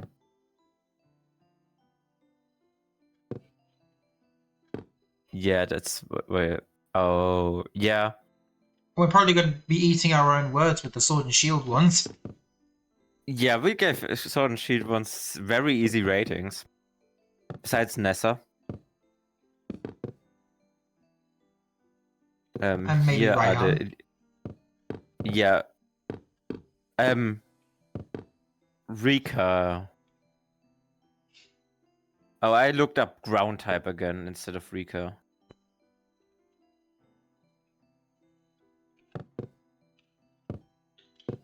Rika, Poppy, and the Dragon Dude. I mean, for me personally, the hardest was Leaf Green Elite Four. Leaf Green has like 2 really hard fights, yeah. Lorelei is very hard, and like, what's the name of it? Yeah. Took me so long, that wasn't even a Nuzlocke. Really? Leaf Green? Were you under leveled for the Elite Four then? Probably, yeah. That didn't help that I was like 8. Okay, that explains it. With 8, I struggled in the Johto Elite Four. I struggled with Will with 8. Because I didn't get what types were.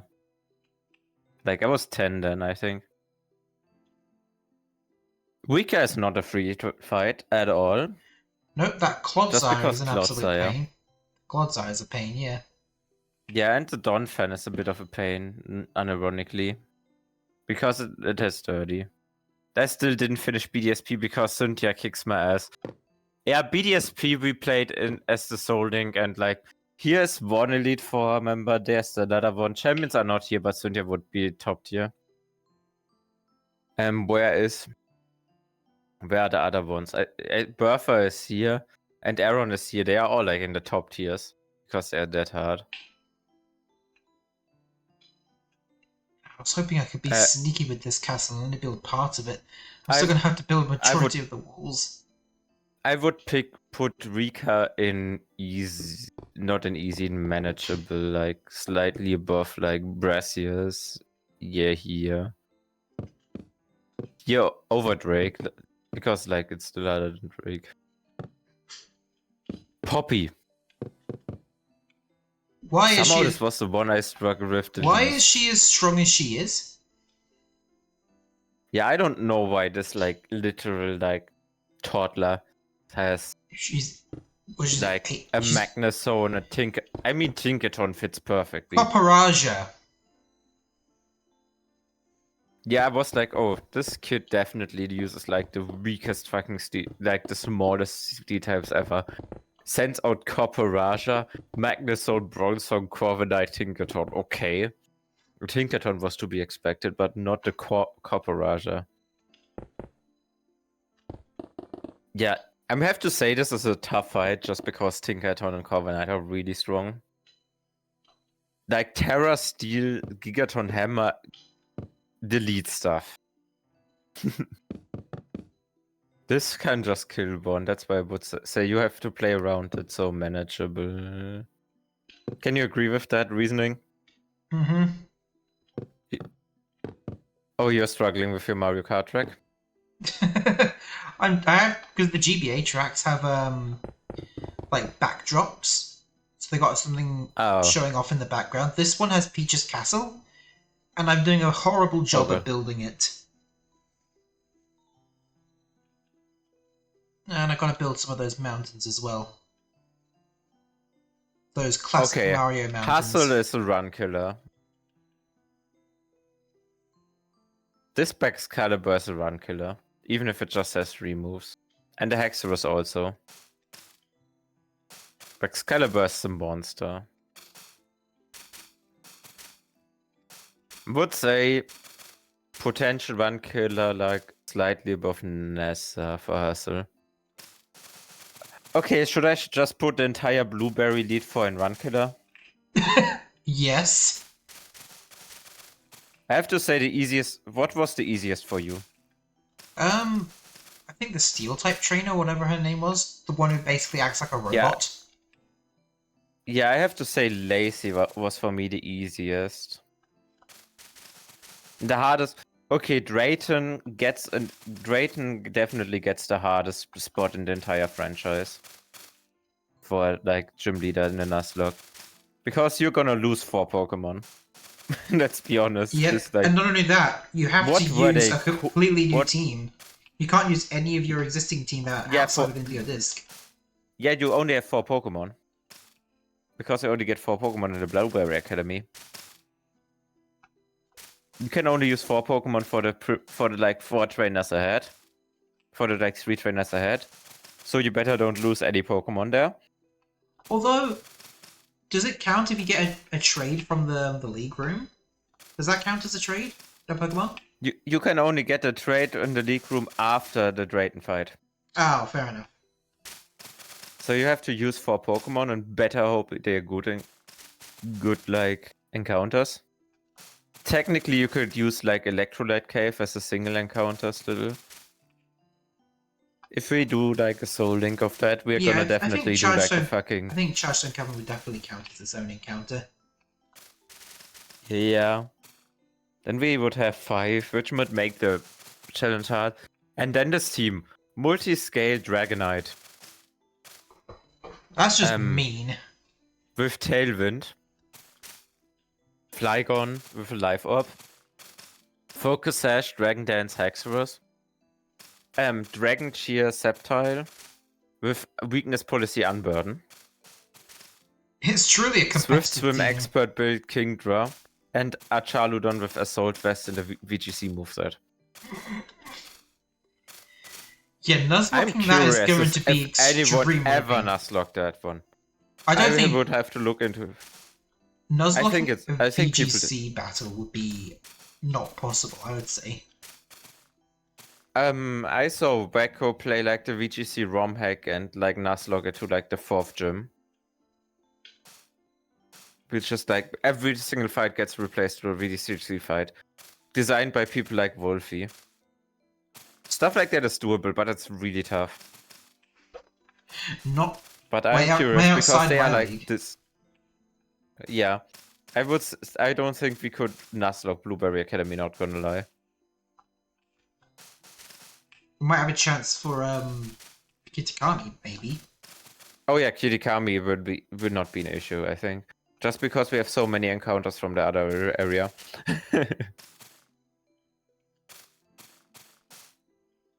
I don't see any of us wiping to this Kyrian fight. I more see us wiping to the fucking ogre. Not gonna lie. Okay, I think This ogre pawn is for not easy. now. I think besides the barrier Okay, blocks, I think that's this track done. you are the second hardest. I think Lacey is the third hardest and Sirius the fourth hardest. Okay, then we have, ignoring the Blueberry Academy, 4 realistic wipe chances. Where you're like realistically gonna wipe. If you're gonna wipe in a game, it's most likely there. And it's Blue, Lucian, Norman, and Claire. Potential run killers are like Lance, Winona, Flint, Clay, Iono. Iono is the high. I'm just gonna quickly say what's the highest rated for each gen. Gen 1 is Lance. Not unexpected. Gen 2 is Blue. Yeah. And if you don't go the post game, Claire. Gen 3 it's Norman. Not a surprise. Gen 4 it's Lucian. Also not a surprise. Gen 5 it's Clay. Gen 6, wait, I have to fucking scroll. Gen 6, I think we put... It's... All of them are manageable. Yeah, there's no challenge in Gen 6 gym leaders. Besides Grant. No, Grant. Yeah, Grant. Gen 7, it's like realistically Necrozma. But in this list, it's Mullane. Yeah, Mullane's definitely the hardest one. Gen 8, it's Nessa. And Gen 9, it's Iono. That sounds correct to me. Yep, sounds good to me as well. Iono is so hard to fight in the Nuzlocke. Will you stream on now? Hmm? Will you stream on from here?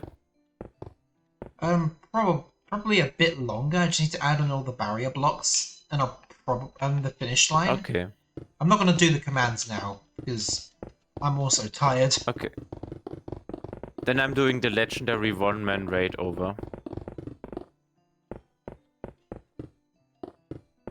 To be fair, these tier lists are not that exciting to watch.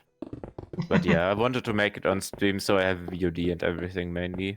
And especially talking about it makes it a bit more sense before I be like, I don't know, do bullshit and like put like Larry into free.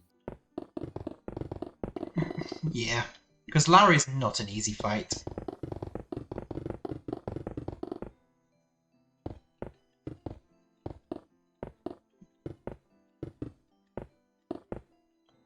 Okay. Now the outer barriers.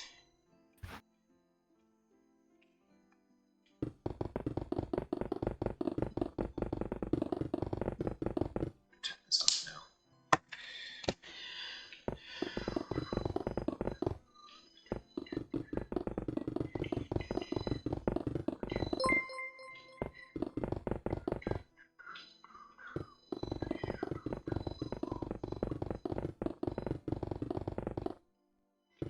Thank you, Celestic. Big surprise, I'm raiding, yes. Yeah, hopefully I should be able to keep this going long enough to be able to send everyone else to someone else too. Yeah, I saw like how far you are on the track, and I'm like, oh yeah, half an hour is realistic. Because this track is so Yeah. massive.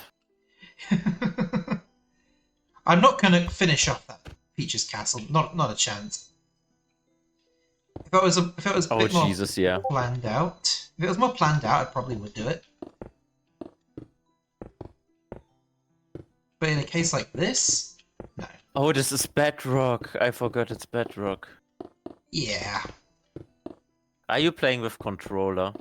Yes, I am. I switched to Oh the my mount. god, building with controller sounds painful. I'm actually more used to it because I started Minecraft with the legacy console version, so I'm way more used to it. Oh yeah. Oh, I see. Okay, I started on PC in 2011. Oh, geez, so you're basically a veteran Minecraft player. Yeah, I started in beta 1.8. So And basically that was the before 1.0 was released. beginning, almost. Oh, there was some wild stuff before that. I started around when I think that Nether was not still way different, and then I started, and like a month later the end was introduced. I assume you were in the era of the Farlands. Oh, uh, not really, because I only built in creative back then. Really starting to play more Minecraft than just building was 1.2.5 for me. Oh, fair enough.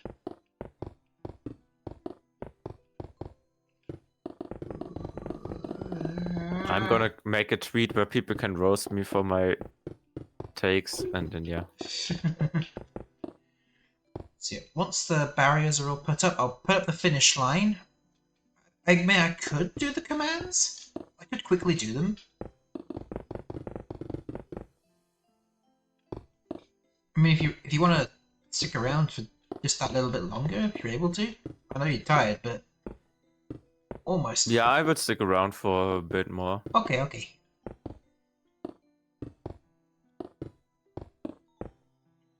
Yeah, one thing I'm trying to figure out is how to implement music discs into the commands I've already set up. Because that haven't figured out yet. For now, I'm thinking might just have to like restart like the music manually. Because I don't know how to. I can play it. I can't stop the music though. Because like once you've finished all the laps, then you'll want the music to stop. I mean, unless I do a little less complicated and have redstone hooked up to a jukebox in the middle of the track.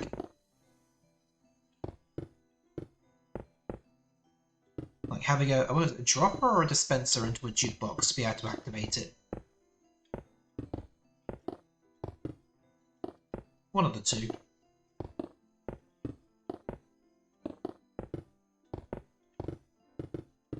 Oh no, another VTuber went on hiatus. Which one this time? Elena Lazar Oh, I haven't seen that one yet. Hope she's doing okay. tweeted out goodbye for now.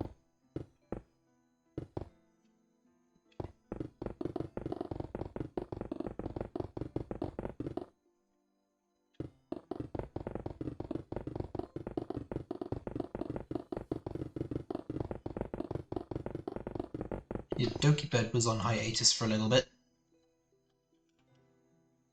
Yeah, Annie is also on hiatus. Annie, like the artist. Annie TF, the VTuber. The one who did like the art for Neurosama. Oh yeah, the one I'm thinking of. Did she deactivate her Twitter? She deactivated completely, yeah. I mean, that is a good way to try and avoid social media, completely shutting off notifications entirely. Or shutting it all off. Oops.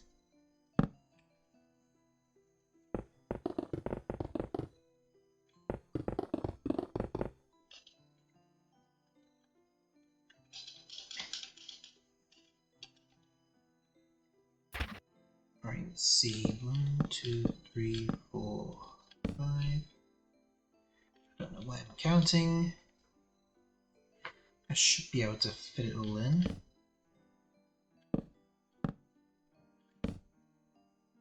Yep, there we go.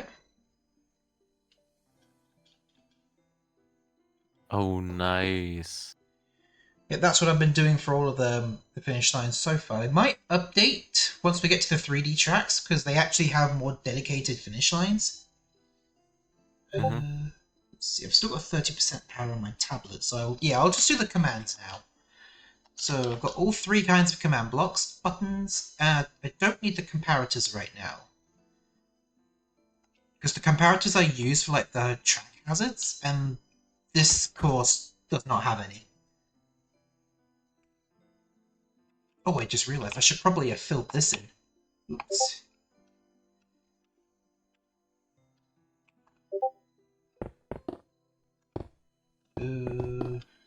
Yeah, this bit needs to be filled in at least.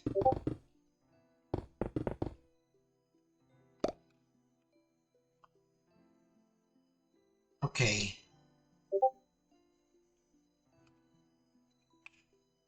So over here... 1, 2, 3. Those up quickly. I'm going to go and get my coordinates so I can use the teleport command. Because I really will need the teleport commands this time. Let's see. 368 minus 60 minus 462. Shut up, Discord. Okay. So all the way over here. This is where the mouse and keyboard comes into effect. So hover note, add GBA PC, which stands for Peach Circuit, / scoreboard, objectives, add GBA Peach Circuit, dummy. Oh, flippin' Discord. And the next one, / scoreboard, objectives, set display, sidebar, GBA Peach Circuit.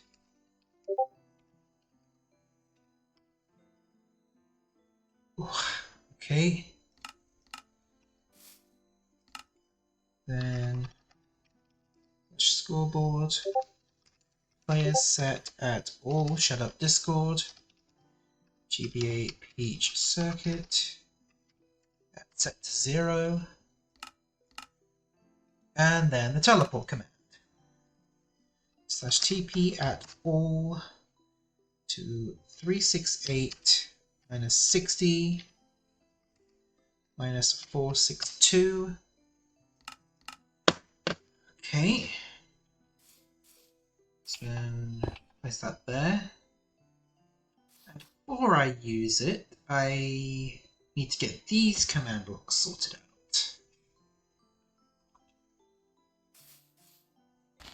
So this one, a regular command block. / scoreboard. Players add at P GBA Peach Circuit. Add 1. Oh yeah, I don't have the tripwire hooks. What am I doing? I need string and tripwire hooks. Where is the hooks? Here's the hooks.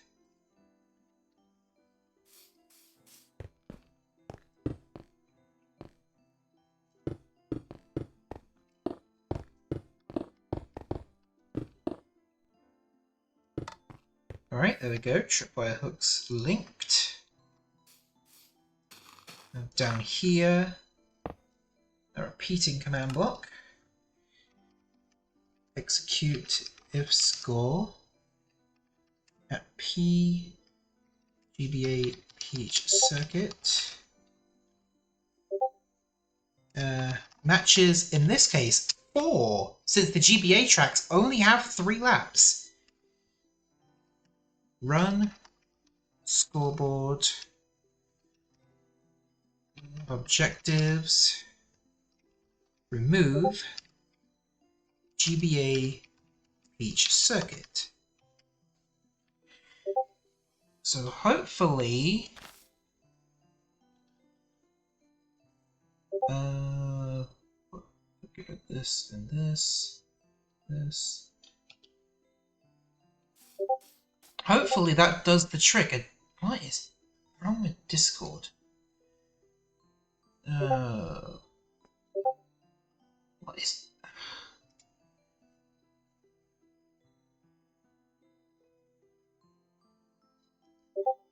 Just mute that server for now. Mute it for an hour. It's all coming from there. Okay, right, guess it's time to do the test. Obviously I can't test out the music yet, I have no idea what to do for that. But at the very least I can test out the current redstone knowledge I have.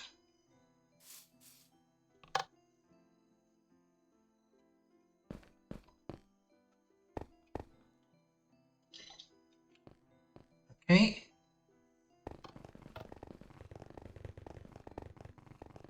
I would play the music, but I don't want to risk copyright, so we'll just have to imagine it. A star for the first item.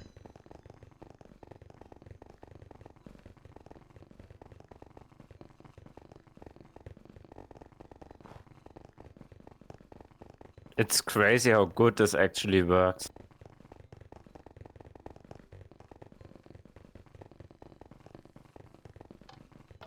You can tell how long it takes. It's a good thing GBA tracks only take 3 laps.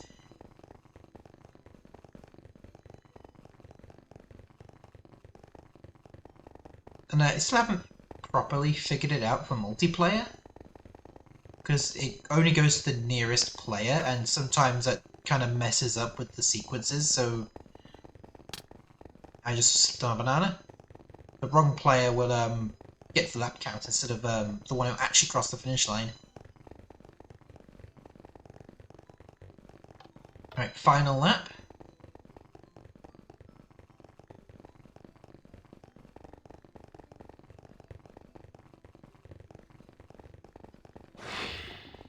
They use this blooper.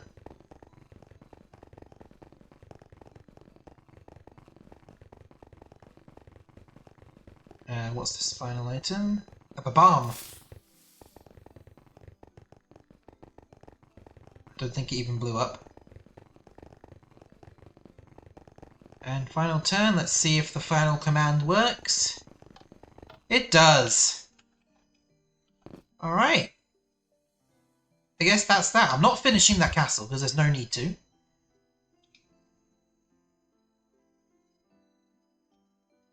So let me just try and get a better bird's eye view of the track. I would fill in the middle, but what's the point? You can never go there anyway.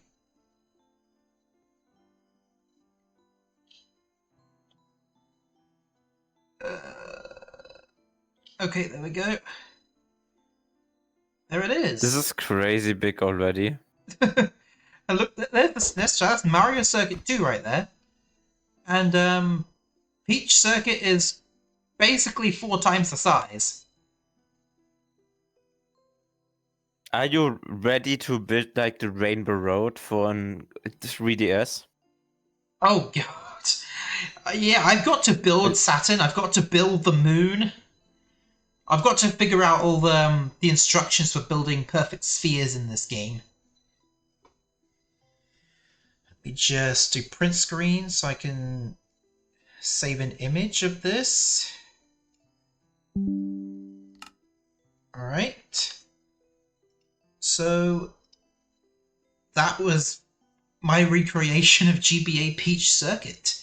I'll just send it to my mod because I know he likes the builds. Oh no, not Minecraft. Alright, I don't... How long has it been since the raid?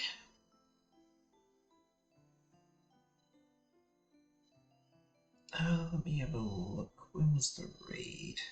16 minutes. Okay, so it's not been long enough for, It's not been long enough for another raid, so I'm just gonna have to end it here. So... I'll most likely be back tomorrow for more shiny hunting.